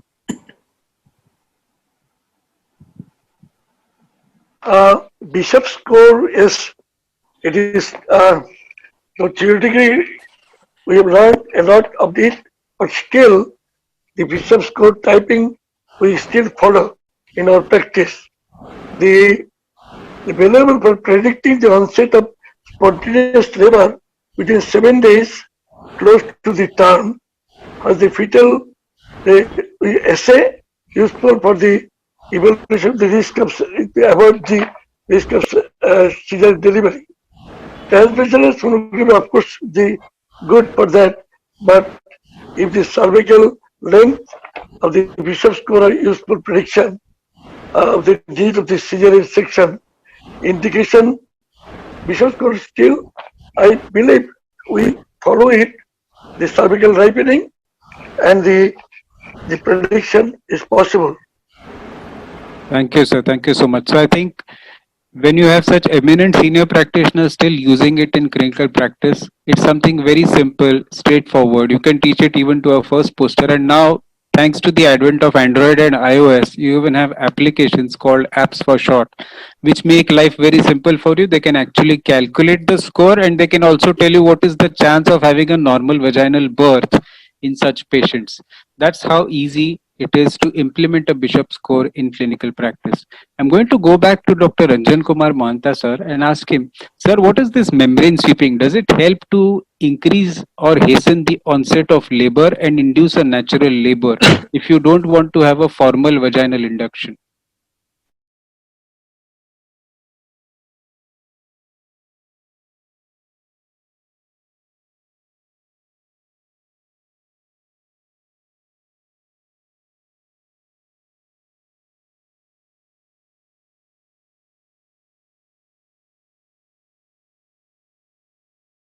Examining her cervix at the assessment of pelvics, we can sweep the cervix, and because of the sweeping of the cervix, there will be release of the prostaglandins that initiate the labor, but it is very variable. Sometimes it may take weeks also, but uh, if cervix is more favorable, like modified Bishop score is more than 6 or 7, then likelihood of spontaneous onset of labor is more in those cases. So that is, there is always a role in clinical practice. So for every one woman there's a that risk you of do membrane sweeping, yes, sir. Yes, sir, go ahead. there is a possibility of accidental rupture of membrane, and there will be sudden bleeding also in those cases. But always we should care that in cases of non-engaged head or breach, in those cases better to avoid. And there is if there is a vaginitis and other associated Absolutely. infections. So the advantage is that you can reduce the number of formal inductions, but the numbers needed to treat, that's the NNT there, are approximately 8 for every one vaginal delivery or one induction that you can try and avoid. But sir, nowadays not many patients are accepting this membrane sweeping. That is true because very few of us actually do pervaginal examinations. In fact, I feel now that even assessing the pelvis, whether it is fit for a normal delivery, is a lost and dying art. And maybe after our generation, the next generation of OBGYNs will need to be taught that because they have forgotten it. They have never used it in clinical practice. Yes, sir. There are And some other non-medical methods that are described. Yeah, go ahead. yes, sir. But the patients are also reluctant for a PV examination as well as the sweeping of membranes. And gynecologists are scared if they sweep and stretch the membranes, then patient might go to another gynecologist in labor. True. So the fear of losing the patient or Patient is antagonizing the also patient there. and Yes, relatives is sir. always there. This is just to complete the list. There are other non-medical methods, of course, of hastening onset of labor, notably castor oil, which the mothers-in-law are very fond of. Any change in your approach if the gestational age was more than 40 weeks, I think we would probably induce rather than waste time. I'm going to ask Dr. Sashmita Das, are there any particular factors which can predict the success of induction of labor? And what are these? Just now we discussed about Bishop score, Dr. Pratik. Yes, that is exactly meant your assessment, cervical assessment, position, consistency, dilatation, effacement, and presenting part position, all in combination. When you assess and go ahead with your induction, then probably you are successful and end in a vaginal delivery. So Bishop score still plays a very, very important role. And if your score is less than 6 and you are going for induction, any kind of, whether it is prostaglandin or syntocinon, you will likely to fail. But if your score is more than 8 and you are going for an induction with proper partogram monitor, you may have a successful end result. perfect. So I think there are certain patient safety checklists which are mentioned. As you rightly mentioned, Bishop score is one of the central tenets within that safety checklist. Others are, of course, looking at the ultrasound, confirming the dates, confirming the other contraindications for vaginal delivery, looking at the We have CTG to also and so on assess and so forth. may I Dr. say something? Nitu, yes, Yeah. So apart from that, a complete assessment is also essential for predicting a successful induction, like a absolutely right. pelvic assessment, and then Absolutely right. as an estimation of the fetal size, whether it is not into the macrosomic range, True. and then the assessment of the presenting part. Apart from that, confirmation of the gestational age, and Yes, then the fetal well-being, that is of paramount importance. correct. So, Perfect. And also the these are all, modified biophysical score like these are AFI all, and these are NSI. all, if these are all favorable, then only we have to, we can predict a favorable Absolutely. induction, a successful induction of labor. Absolutely. So now, since this entire discussion is about cesarean section rates, you must be wondering why we are talking about induction of labor. The answer is very simple. If we learn who to induce, when to induce, and how to safely induce labor, probably we can reduce the so-called unindicated cesarean sections, and we can give a better and more pleasant experience to our patients as far as normal vaginal deliveries are concerned. I think this is the Foxy GCPR on induction of labor. This is published in June of 2018. This is there on the website during Dr. Jaideep Malhotra's tenure. Dr. Shanta Kumari was the chairperson of ICSU at that time. This is a very excellent summary of all the different methodologies, both medical, prostaglandins, non-prostaglandin alternatives as far as induction is concerned. And as far as the cesarean section rates controversy is concerned, this is our Foxy Secretary General, Dr. Jaideep Tank, talking about cesarean section rates and the controversy surrounding it. This was at the West Zone Yuva Foxy in Udaipur. I was privileged to be there. This is in a different zamana when we actually used to have physical on-site conferences, not like today's virtual CME.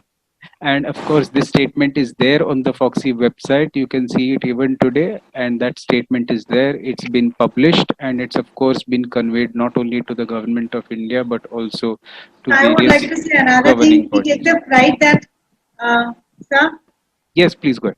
yes, our Northeast actually has the lowest incidence of cesarean section as compared to the rest of the Fantastic. India. Excellent. That's very good. We also had the Foxy's audit of clinical techniques or fact conclave in November 2019. Again, this document is published and you will find it on the Foxy website. Dr. Biswajyoti Guha sir, this second case is for you. This is a 30-year-old lady. She's admitted 11 o'clock in the night. She has a pre-labor rupture of membranes at 38 weeks. She is term. She is not in labor. Clinical findings are absolutely normal. The cervix is maybe inducible bishop of between 4 and 6. It's 11 o'clock in the night. What do you want to do? Do you want to induce her? Do you want to wait? Is there anything that will make you suspect that no, I cannot wait? I have to rush to the hospital and do an emergency cesarean section in this patient. That is one of the things that we should first be looking at in this case, where she's 38 weeks. She has come with a premature rupture of membranes or a spontaneous rupture of membrane. I would actually not do a PVA examination but a speculum examination, because the moment you do a PVA examination on a suspected rupture of membrane, what will happen is that you are going to induce an infection in her. If we do a PV examination, if we do a per speculum examination and see clear LICA draining out and the CTG is normal, I would be rather wait for, give her a good 24 hours before I induce her, because her chances of getting a normal delivery will be much more if we let her be alone and she goes into labor spontaneously.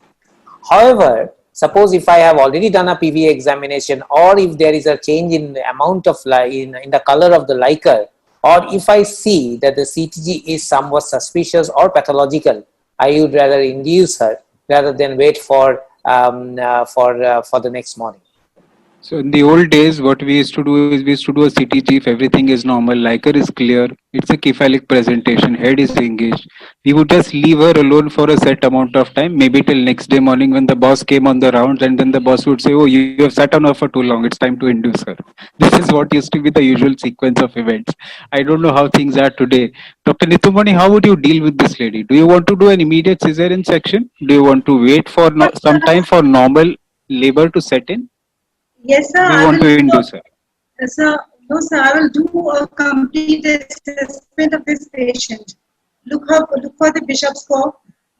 assess the pelvic cavity, then by doing an ultrasound, get an estimate of the fetal size and confirm the presentation. If everything is favorable, I will not wait for spontaneous labor to set in, but I will rather choose to induce labor in this patient if the cervix seems to be, Bishop's score seems to be good, because the membranes are already interrupted. So I will not like to like her intrauterine environment to get exposed to the external for long, and I would like to use this patient, sir. So we have two Sir, opposing I different points of view. I differ with the two speakers, sir. Yes, sir. Please, sir. I We have a third opinion now. I beg I to differ. Yes, I Dr. Ranjan. think if there is no cord prolapse and there is no point, induction is always better in the morning. She has just come at night. I shall wait till morning, re-examine.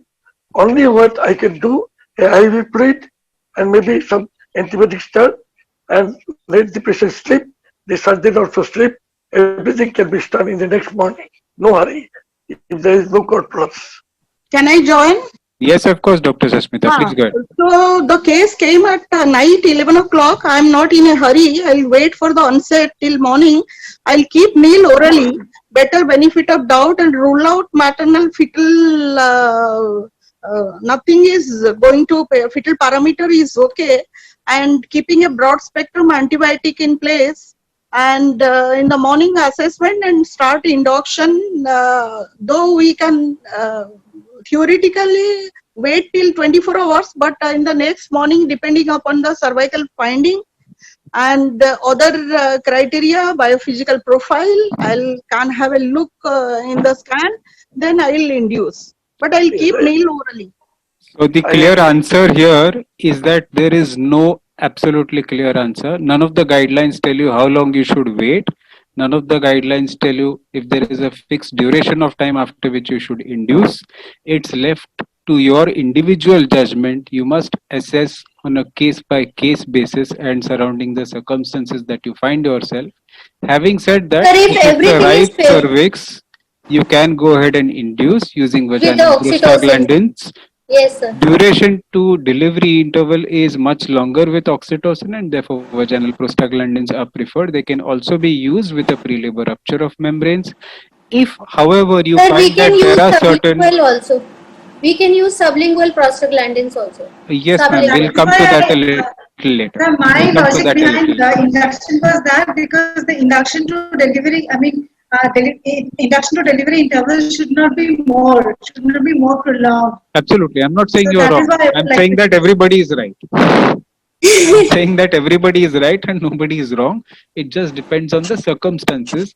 Except if you find contraindications to waiting and to vaginal delivery, which are listed here like cord prolapse or an abruption or an active chorioamnionitis, foul smelling liquor, or if you find an abnormal CTG, then you must intervene and plan Or, delivery as or soon as genital possible. herpes or genital herpes or some kind of thing local you are not going Yes, to ma'am. allow. Yeah. Yes, ma'am. So medicine is from the beginning to the end an art of individualization. We go to the third case, and I would like to ask Dr. Fukan here.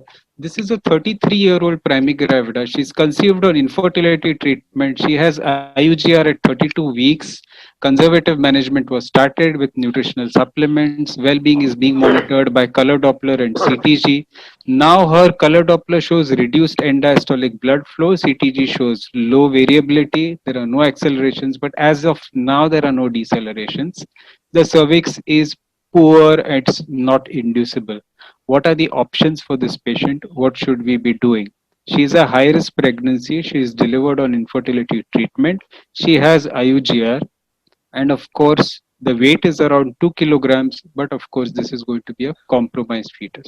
What would be Yes. your approach, sir? So in this particular case, I will discuss with the husband thoroughly about the consequences of waiting for too long, because this umbilical artery Doppler has already showed absent diastolic flow, which means that we may have a compromised fetus on delivery.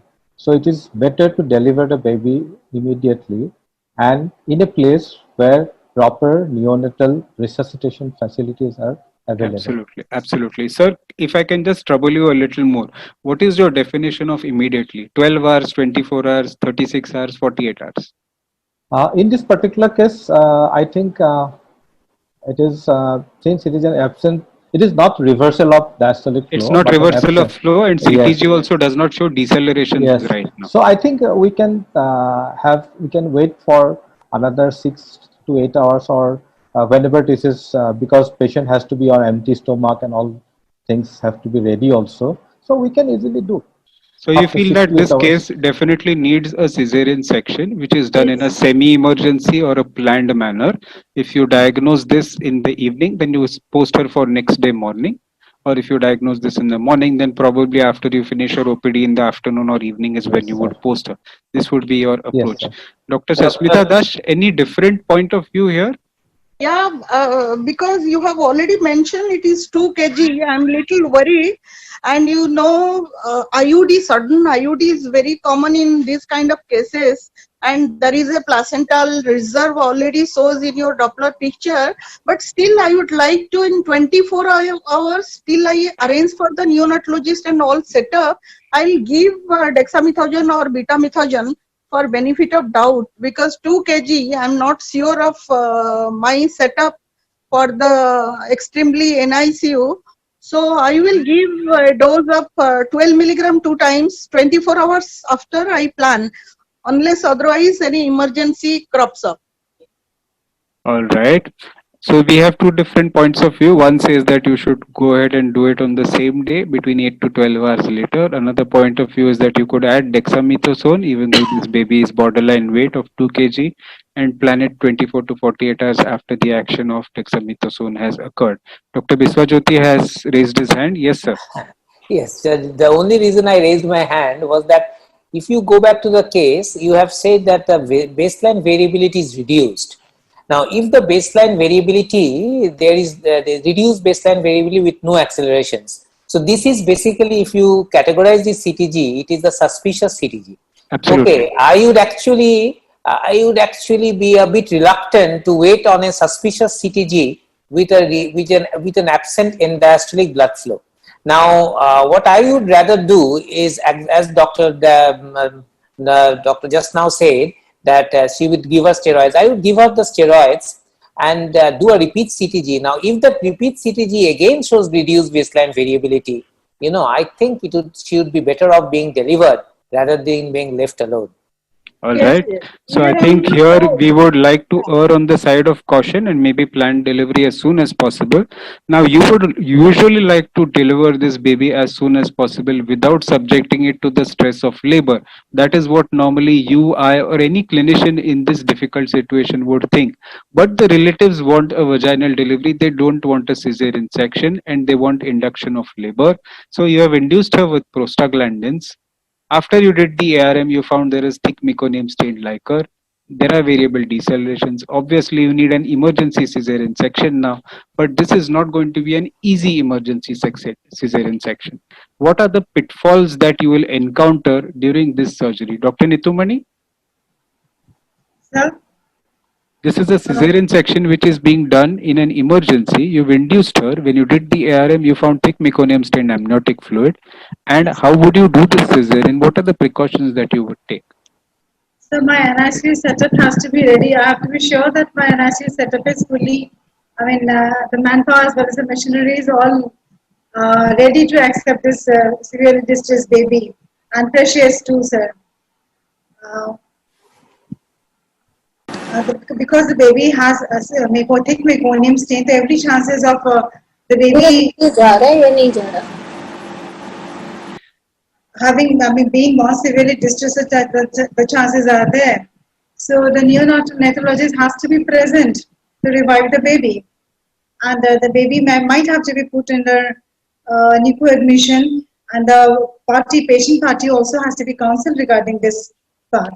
Absolutely. So sometimes patients impose decisions on us and then we are left to deal with the consequences. I think Dr. Shraddha has a lot of experience in this field because she is raising her hand. Let us have her thoughts about this. Sir, I feel in this case, when the meconium stained liquor is there and we have to do a cesarean section, we need to consult one of our colleague or a senior gynecologist, and we should call her at that time, and we should make them understand. We should also document all the points why we are doing a cesarean section for her, and there should be a proper documentation of all the facts in the case file, so Absolutely, you're that right. if something some and also about the baby, we should explain To to avoid them medical legal issues later. You're to absolutely avoid the medical to avoid litigations further. And of course, a neonatologist, pediatrician should always be there. They should put the notes in the file that what was the condition of the baby at the time of admission and how the baby will recover. Thank you. I, Dr. I think Ranjan Kumar Mahanta, I'm going to ask you two questions. Both of them are related to each other. The first question is, when do you clamp the cord in general? How many minutes after delivery? And secondly, when would you clamp the cord in this particular cesarean section? Is there a difference or are they the same? difference. So would you please repeat the question? The question is, when do you normally clamp the cord after a cesarean section when the baby is born or delivered?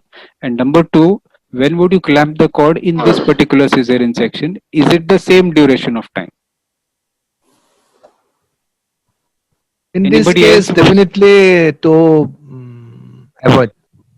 Yes, to avoid the cardiac overload, definitely in case of compromised baby, we do not want to give the cardiac overload. We will clamp immediately. In normal cases, milking of the cord is still it is accepted by many of the obstetrician and the societies. Though some of the neonatologists have advised not to milk and immediate clamping. But in this case, definitely we should clamp early. So I'm going to ask Dr. Sasmita Das, what is her opinion about this milking of the cord and clamping of the cord controversy?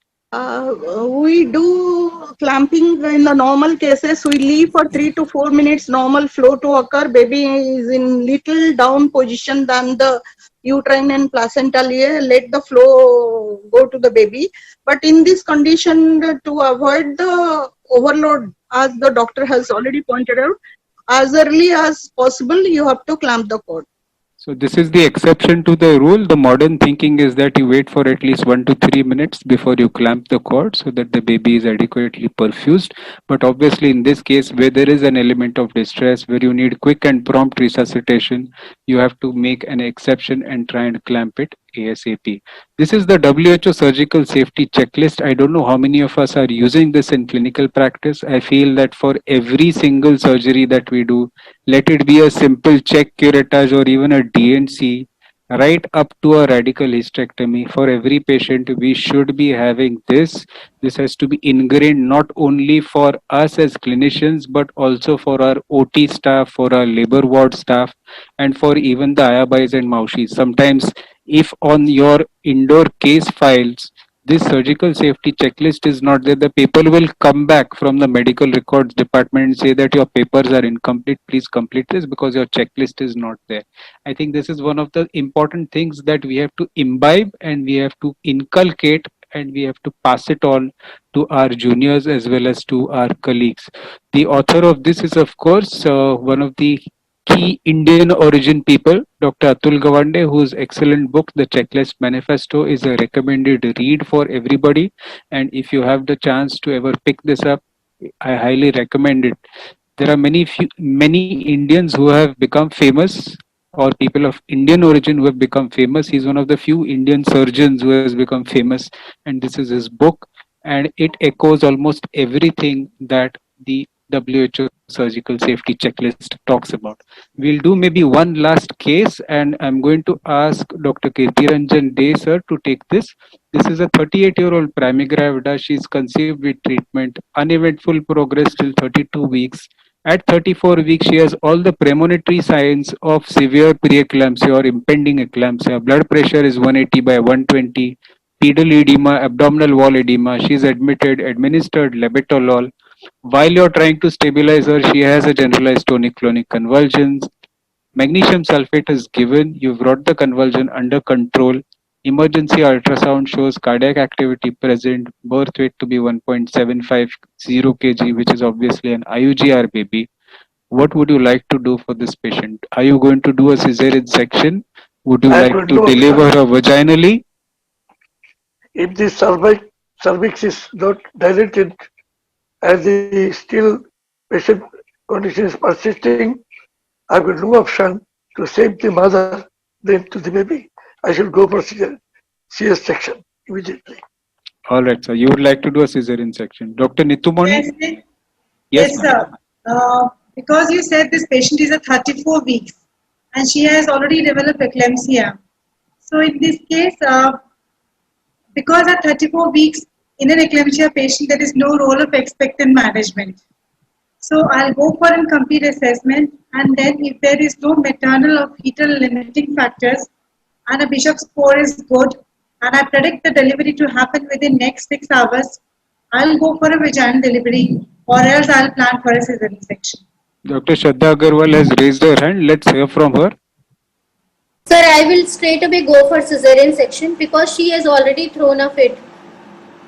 So I will not wait. So now you want to do a cesarean, medical- Shraddha. You have put your foot into it. You want to do a cesarean section. But then how is this cesarean different from a routine elective cesarean section that you do?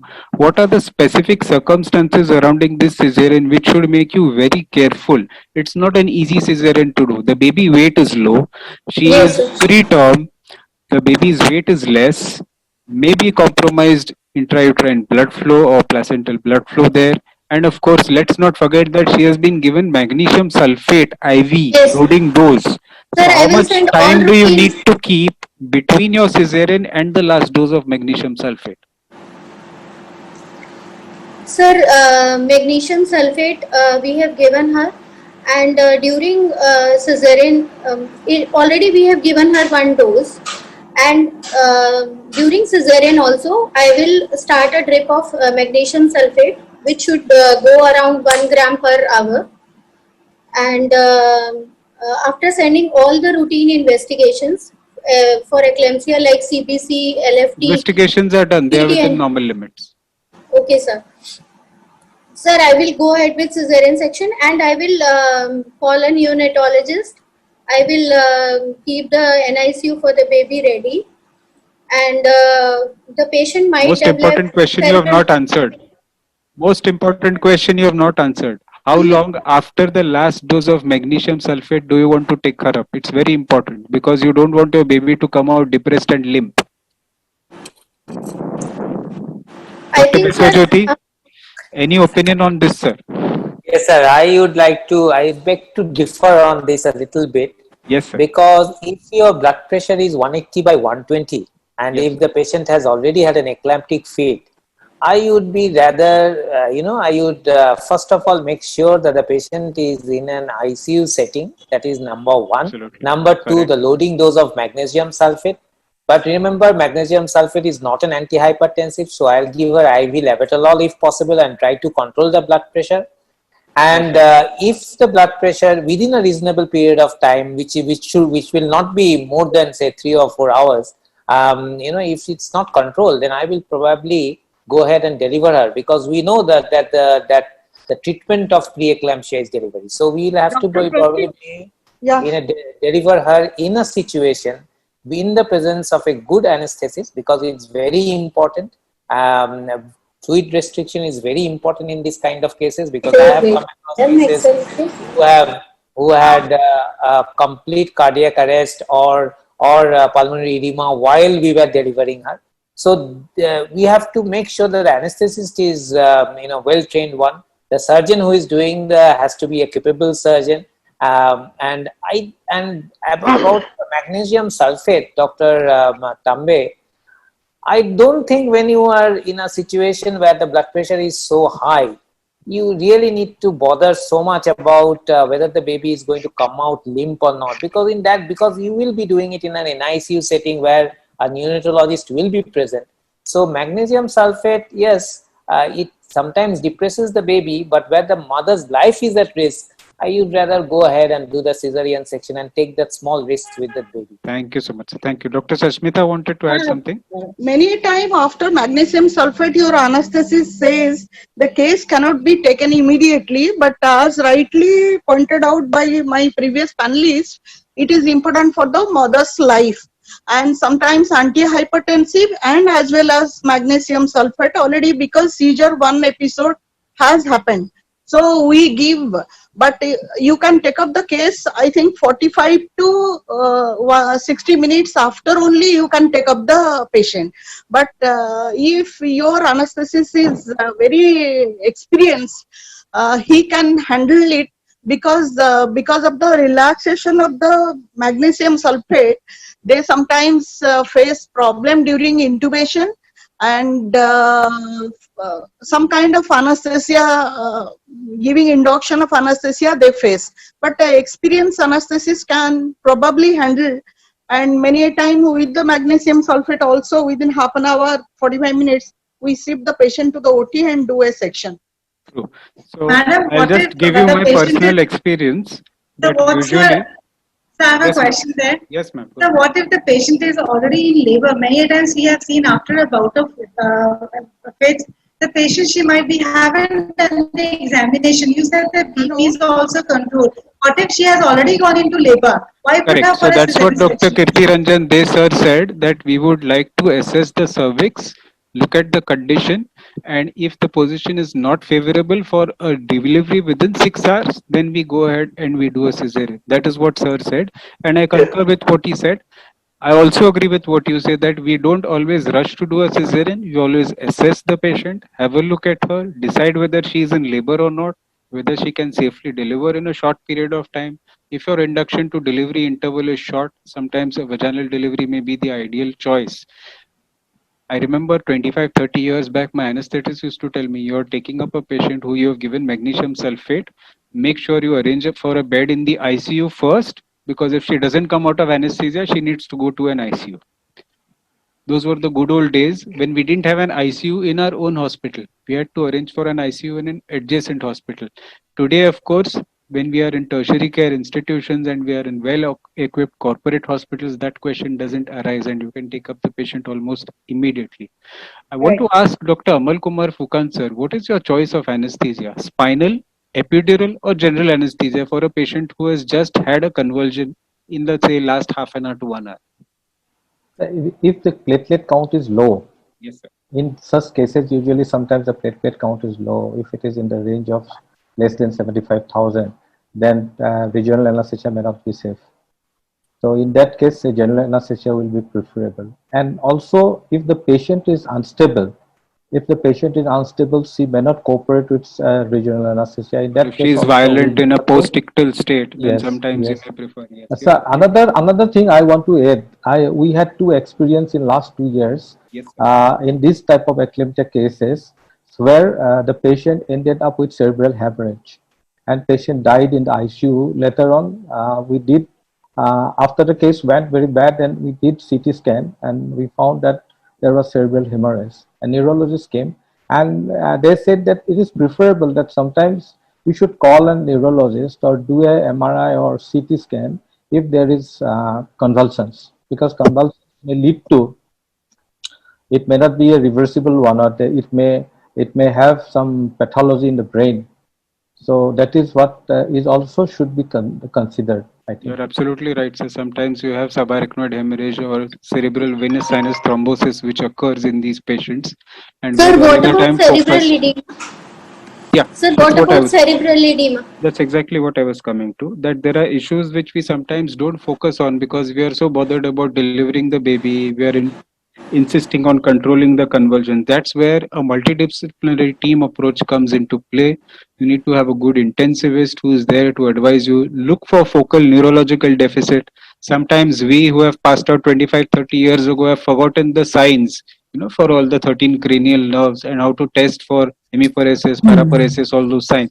So having a colleague who is well versed with those, somebody who comes in and does the fundoscopy, all that teamwork really helps and finally helps towards the best outcomes for both the mother and the baby. I think this is just a discussion on what are the different pillars of safe motherhood and how we can prevent these mothers from dying. As you must be aware, the largest cause of maternal death in our country is postpartum hemorrhage and, of course, severe preeclampsia and eclampsia, which is undiagnosed. I think we'll do one last case. We'll do one last case and then we'll call it a day. And this is a question for Dr. Ranjan Kumar Mahanta. A 30-year-old primigravida, she is conceived on treatment, abnormal GTT at 30 weeks, treated with diet, sugars were normal till 34 weeks. She's near term now, started on insulin, sugar returned to normal. She's 38 weeks. At term, ultrasound is normal, fetal surveillance is showing normal CTG. Should we induce her? Should we wait? Should we allow her to go to spontaneous labor? Or do you need to terminate this pregnancy because this is a high risk pregnancy where the mother is a diabetic? Sir, you will need to unmute yourself, please.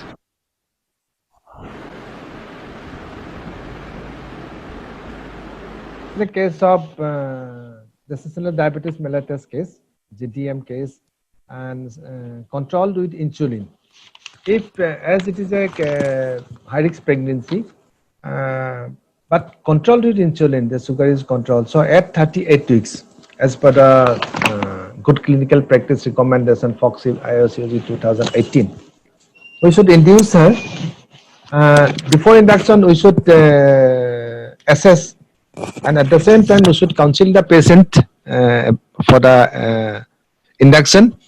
So if cervix is favorable, then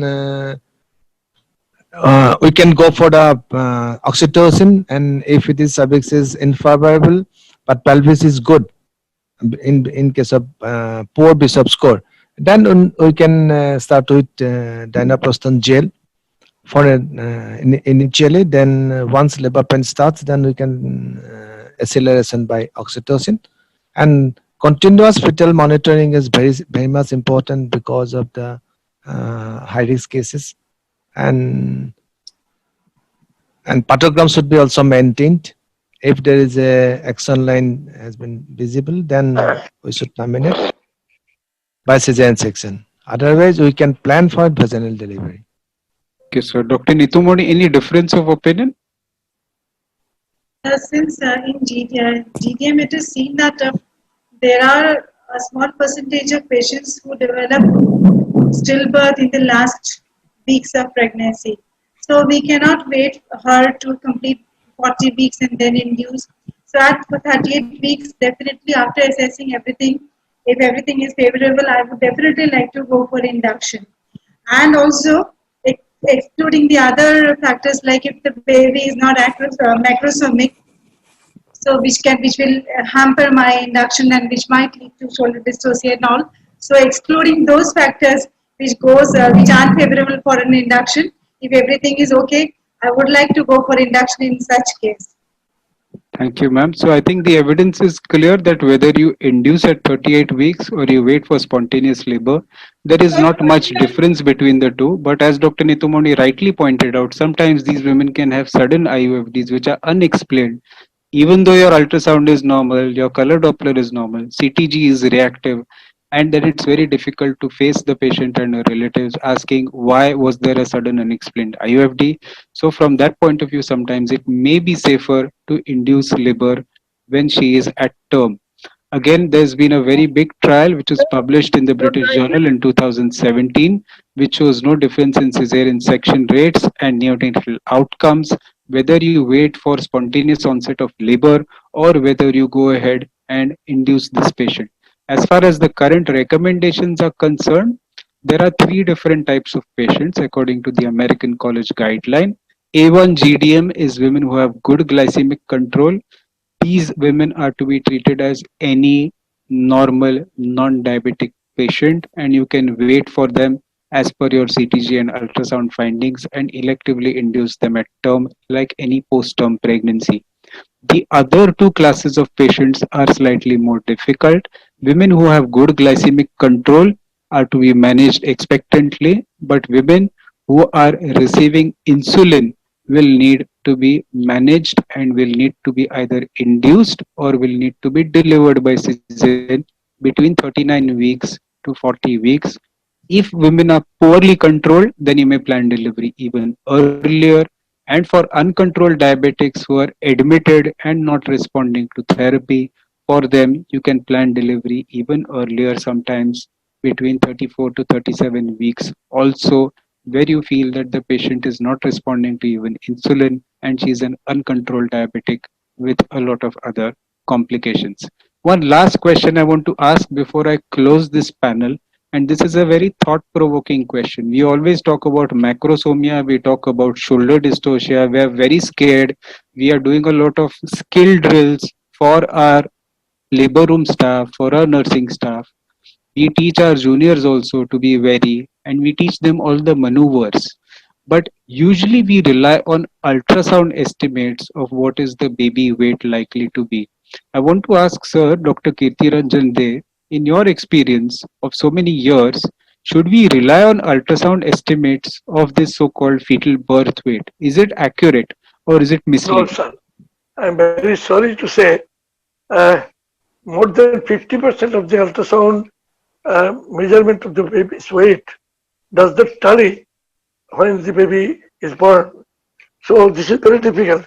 I somehow big baby is okay, but macrosomia by ultrasound diagnosis, which I cannot rely on it. This is my experience. It differs from clinical experience, actual birth weight, then the ultrasound study. Dr. Amal Kumar Fukal sir, would you agree that ultrasound is not very accurate and actually the figures may be misleading and therefore we should not base our clinical judgment and choice of whether to wait or to deliver a patient depending on ultrasound? Uh, Regarding this fetal estimated birth weight, especially in diabetic cases, we always rely on the percentile. If it is more than 90 percentile, so fetal macrosomia, this is an established fact, and medical legally also we are bound. Once this is stated in ultrasound, documented that it is more than 90 percentile, so we have to keep that in mind, because otherwise that is also this macrosomia, shoulder dystocia, difficult vaginal delivery leading to problems in the neonate. That will also will have litigations later on. True, you are So we absolutely right. cannot just throw out the thing, but it has to be done, and it has to be taken with clinically also. It should be at par with what is what we find in ultrasound. Thank you so much, sir. So the American College recommendations quote this study from 2015, which said that when you compared ultrasound large babies with actual birth weights, only 22% were actually LGA at birth, and the remaining 78% were normal weight. What are the figures for India? We still don't know because nobody has conducted a study in India. But I strongly suspect, as Sir rightly pointed out, that in more than 50% of cases, it may not correlate. But at the end of the day, it is our clinical judgment and guidance which matters for the patient. And whether or not we believe in the ultrasound, the patient definitely believes that the doctor who is taking care of her has to take the right decision at the right time and ensure that there is a good outcome. And again, for us, I would say that the physician must have some faith in himself if he is to be of use in this world. We've had an excellent panel discussion with, I think, some stalwarts from the Northeast, Dr. Biswajyoti Goa, Dr. Amal Kumar Fukan, Dr. Nitumoni Gokoi, Dr. Ranjan Kumar Mahanta, Dr. Kirti Ranjan Dev. We are really privileged to have all of you here today, and our national faculty, Dr. Shraddha Agarwal, Dr. Sashmita Das. I think you contributed excellently, especially when we were talking about audit and Robsons and all the modern concepts which now many of us have to start learning, which we didn't have when we passed out 25, 30 years back. We have to relearn obstetrics, relearn a new point of view, and try and justify ourselves, try and use modern methods. I'll give each of you a chance to give one closing remark, and then we'll call this panel discussion to a close. We'll start with Dr. Biswajyoti Goa. Thank you. First of all, let me thank you, Dr. Tambe and all my co-panelists for such an excellent discussion. Now, the way forward now will be, the time has come that we need to reduce the cesarean sections, and the way forward is, as you rightly mentioned, is to audit ourselves, what we are doing, what are the indications for what we are doing these cesarean sections for, and how we can actually reduce this incidence of this cesarean section rate. So the onus is upon us, and we need to actually try and improve our practice, ours on vaginal deliveries, because what I fear, postgraduate students nowadays are more interested in learning cesarean sections than learning a good forceps delivery. So, and again, at my parting statement, I would like to thank you, Dr. Tambe, for having me here today, and I thank all my co-panelists for an excellent discussion today. Thank you very much. Thank you, sir. Dr. Amal Kumar Fukan, sir, some closing remarks from you. Uh, yeah. Thank you, Dr. Pratik Tambe, for your excellent this panel discussion. And I have come across one of the finest moderator with you. And this particular, this was a very, the time has come for asking ourselves and for auditing, because in next few years, society will be asking us about this Robson's classifications, about our incidences, and all this in this digital world. We have to be a little more careful, and we have to admit the fact that time has come to audit ourselves. Thank you all the panelists and all the experts. Thank you. Thank you so much, sir. Dr. Nitumoni, ma'am. Thank you, sir. Sir, a lot. And thank all Madham sir for putting me in this panel. And it's really my proud privilege to be in a panel where you are the moderator, sir, because I have been a fan of you. And it's my first Zoom meeting ever. And I'm really happy to have participated in this. And to actually reduce the rate of cesarean sections, we all must follow certain things. The ones we learned during our post-graduation days, filling up the photographs, so that we must actually practically do all of us. And this category system, I was not aware because of categorizing the cesarean section indications into category 1, category 2. So those are actually important, and those are of relevance in my place because I work in a periphery. From my place to medical college, it's a distance of 100 kilometers. So to act upon, so we need to categorize so that we can act accordingly. So that's all I have to say. And really, I thank all of you, my co-panelists also. This was a wonderful experience for me. Thank you. Thank you so much, ma'am. Dr. Sashmita Das, there are 715 people waiting to hear your closing remarks. 715. I thank for all the panelists, and a big thanks to Dr. Pratik and Dr. Vidya. We all preach a lot but practice less. I think to have a less cesarean section, we need to practice.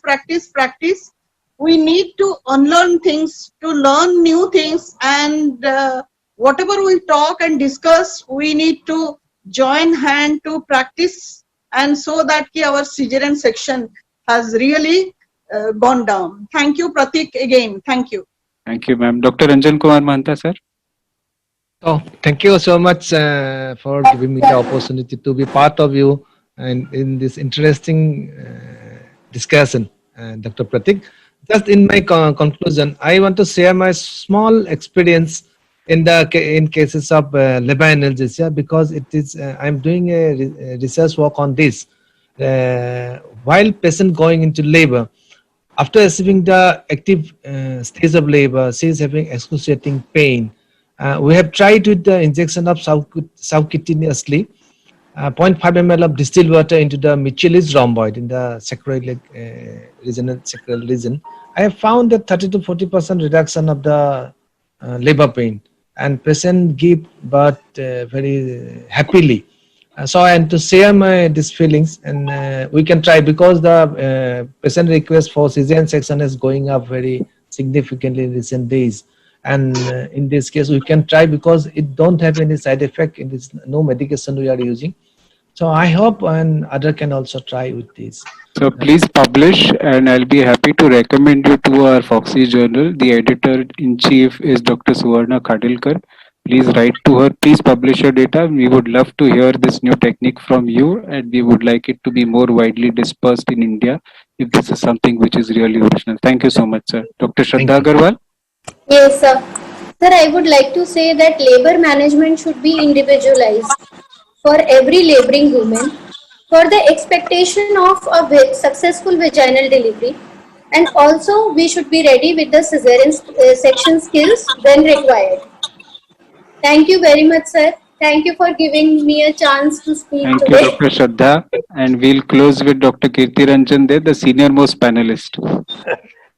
I've started my practice in the year 1973 when there was no ultrasonography, no HIV, 80% non-vaginal delivery, only 20% cesarean in one medical college. At the age of 65, I went for laparoscopy training. Now, then I was working in the consumer court for 5 years. I've done my diploma in medical negligence cases. And this is also a learning session today. I have learned a lot in this 2 hours time. The only thing is I like to say that there are many cases of the cesarean sections. I have come across a simple retained placenta in the normal cesarean section became a critical issue in one of the cases. So everybody should be ready that they should be very careful that unless there is a placenta accreta or other morbid addition, a retained placenta in the cesarean section is a crime. There are a lot of things probably time does not permit, but only thing is I'd like to say I have learned a lot from the panelists, and thank you, Dr. Tambe, for educating us in this 2 hours time. Thank you very much. Thank you so much, sir, for your contributions. As the convener for today's program, it's my proud privilege to present the vote of thanks. I'd like to thank Science Integra, Subbu, Session, Shrimon, our backbone for academic events throughout the year. Thanks are also due to the education partners for today's program, which is Bharat Serums and Vaccines.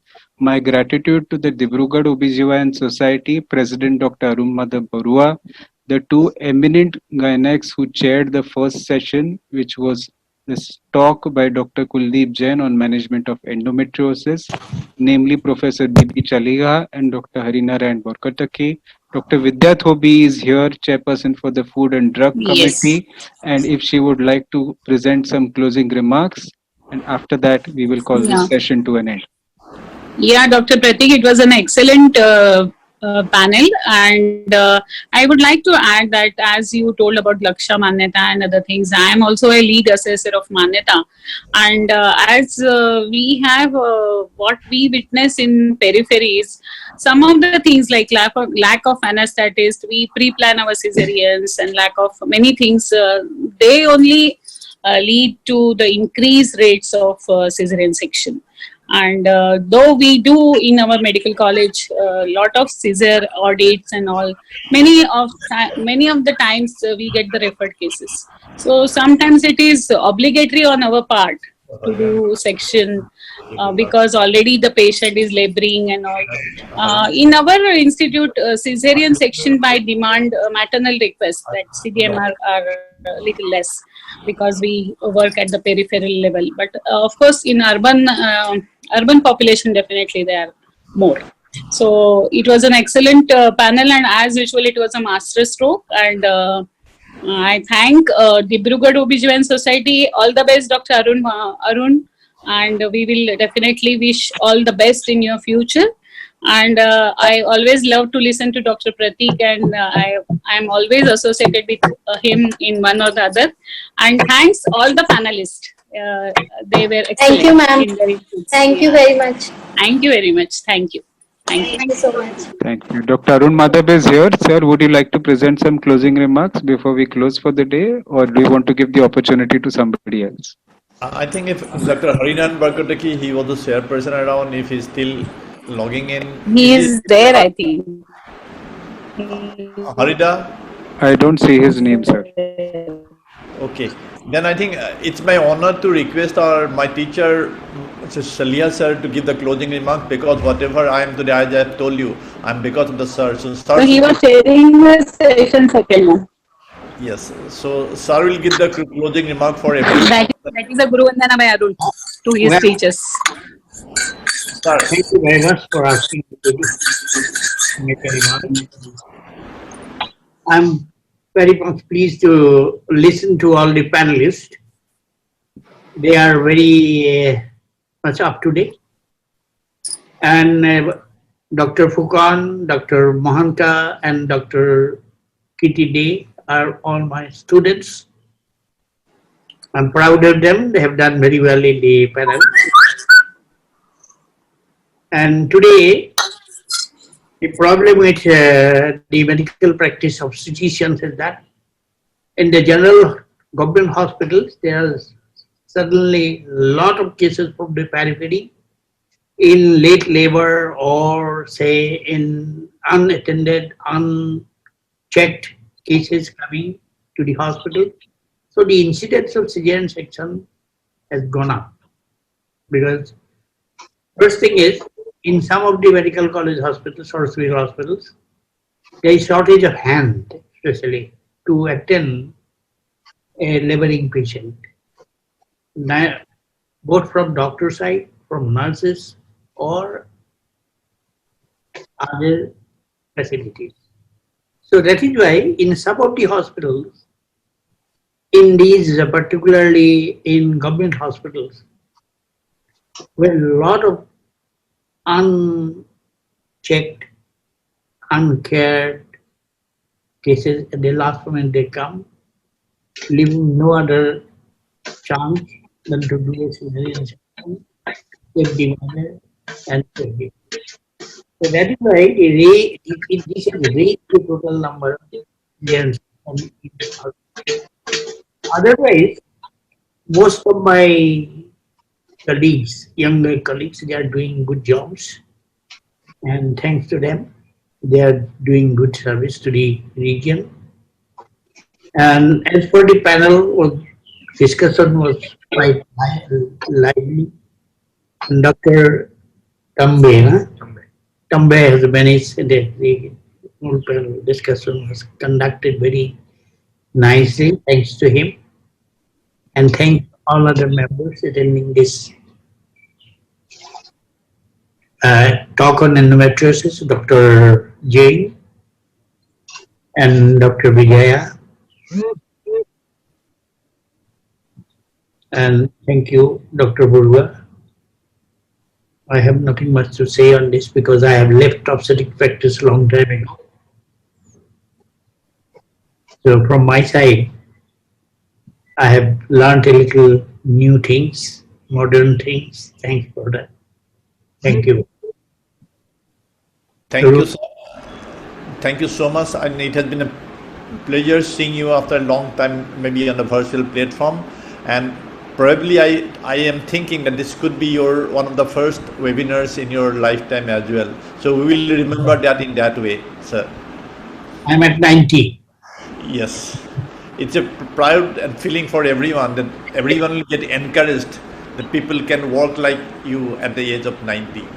So Pratik, that's all from Dibrugarh OBGYN Society. Thank you very much, Bharat Seram and Pratik yourself, for giving us an opportunity to be with you for these 2 hours and enhance learning from all aspects, the most clinical aspects of our life. Thank you so much, sir. Thank you, everyone. Take care. Stay safe. God bless. Thank you very much. Thank you. Bye-bye. Namaste. Thank you, sir. Thank you, ma'am. Thank you. Thank you. Thank you, everyone. Thank you, sir.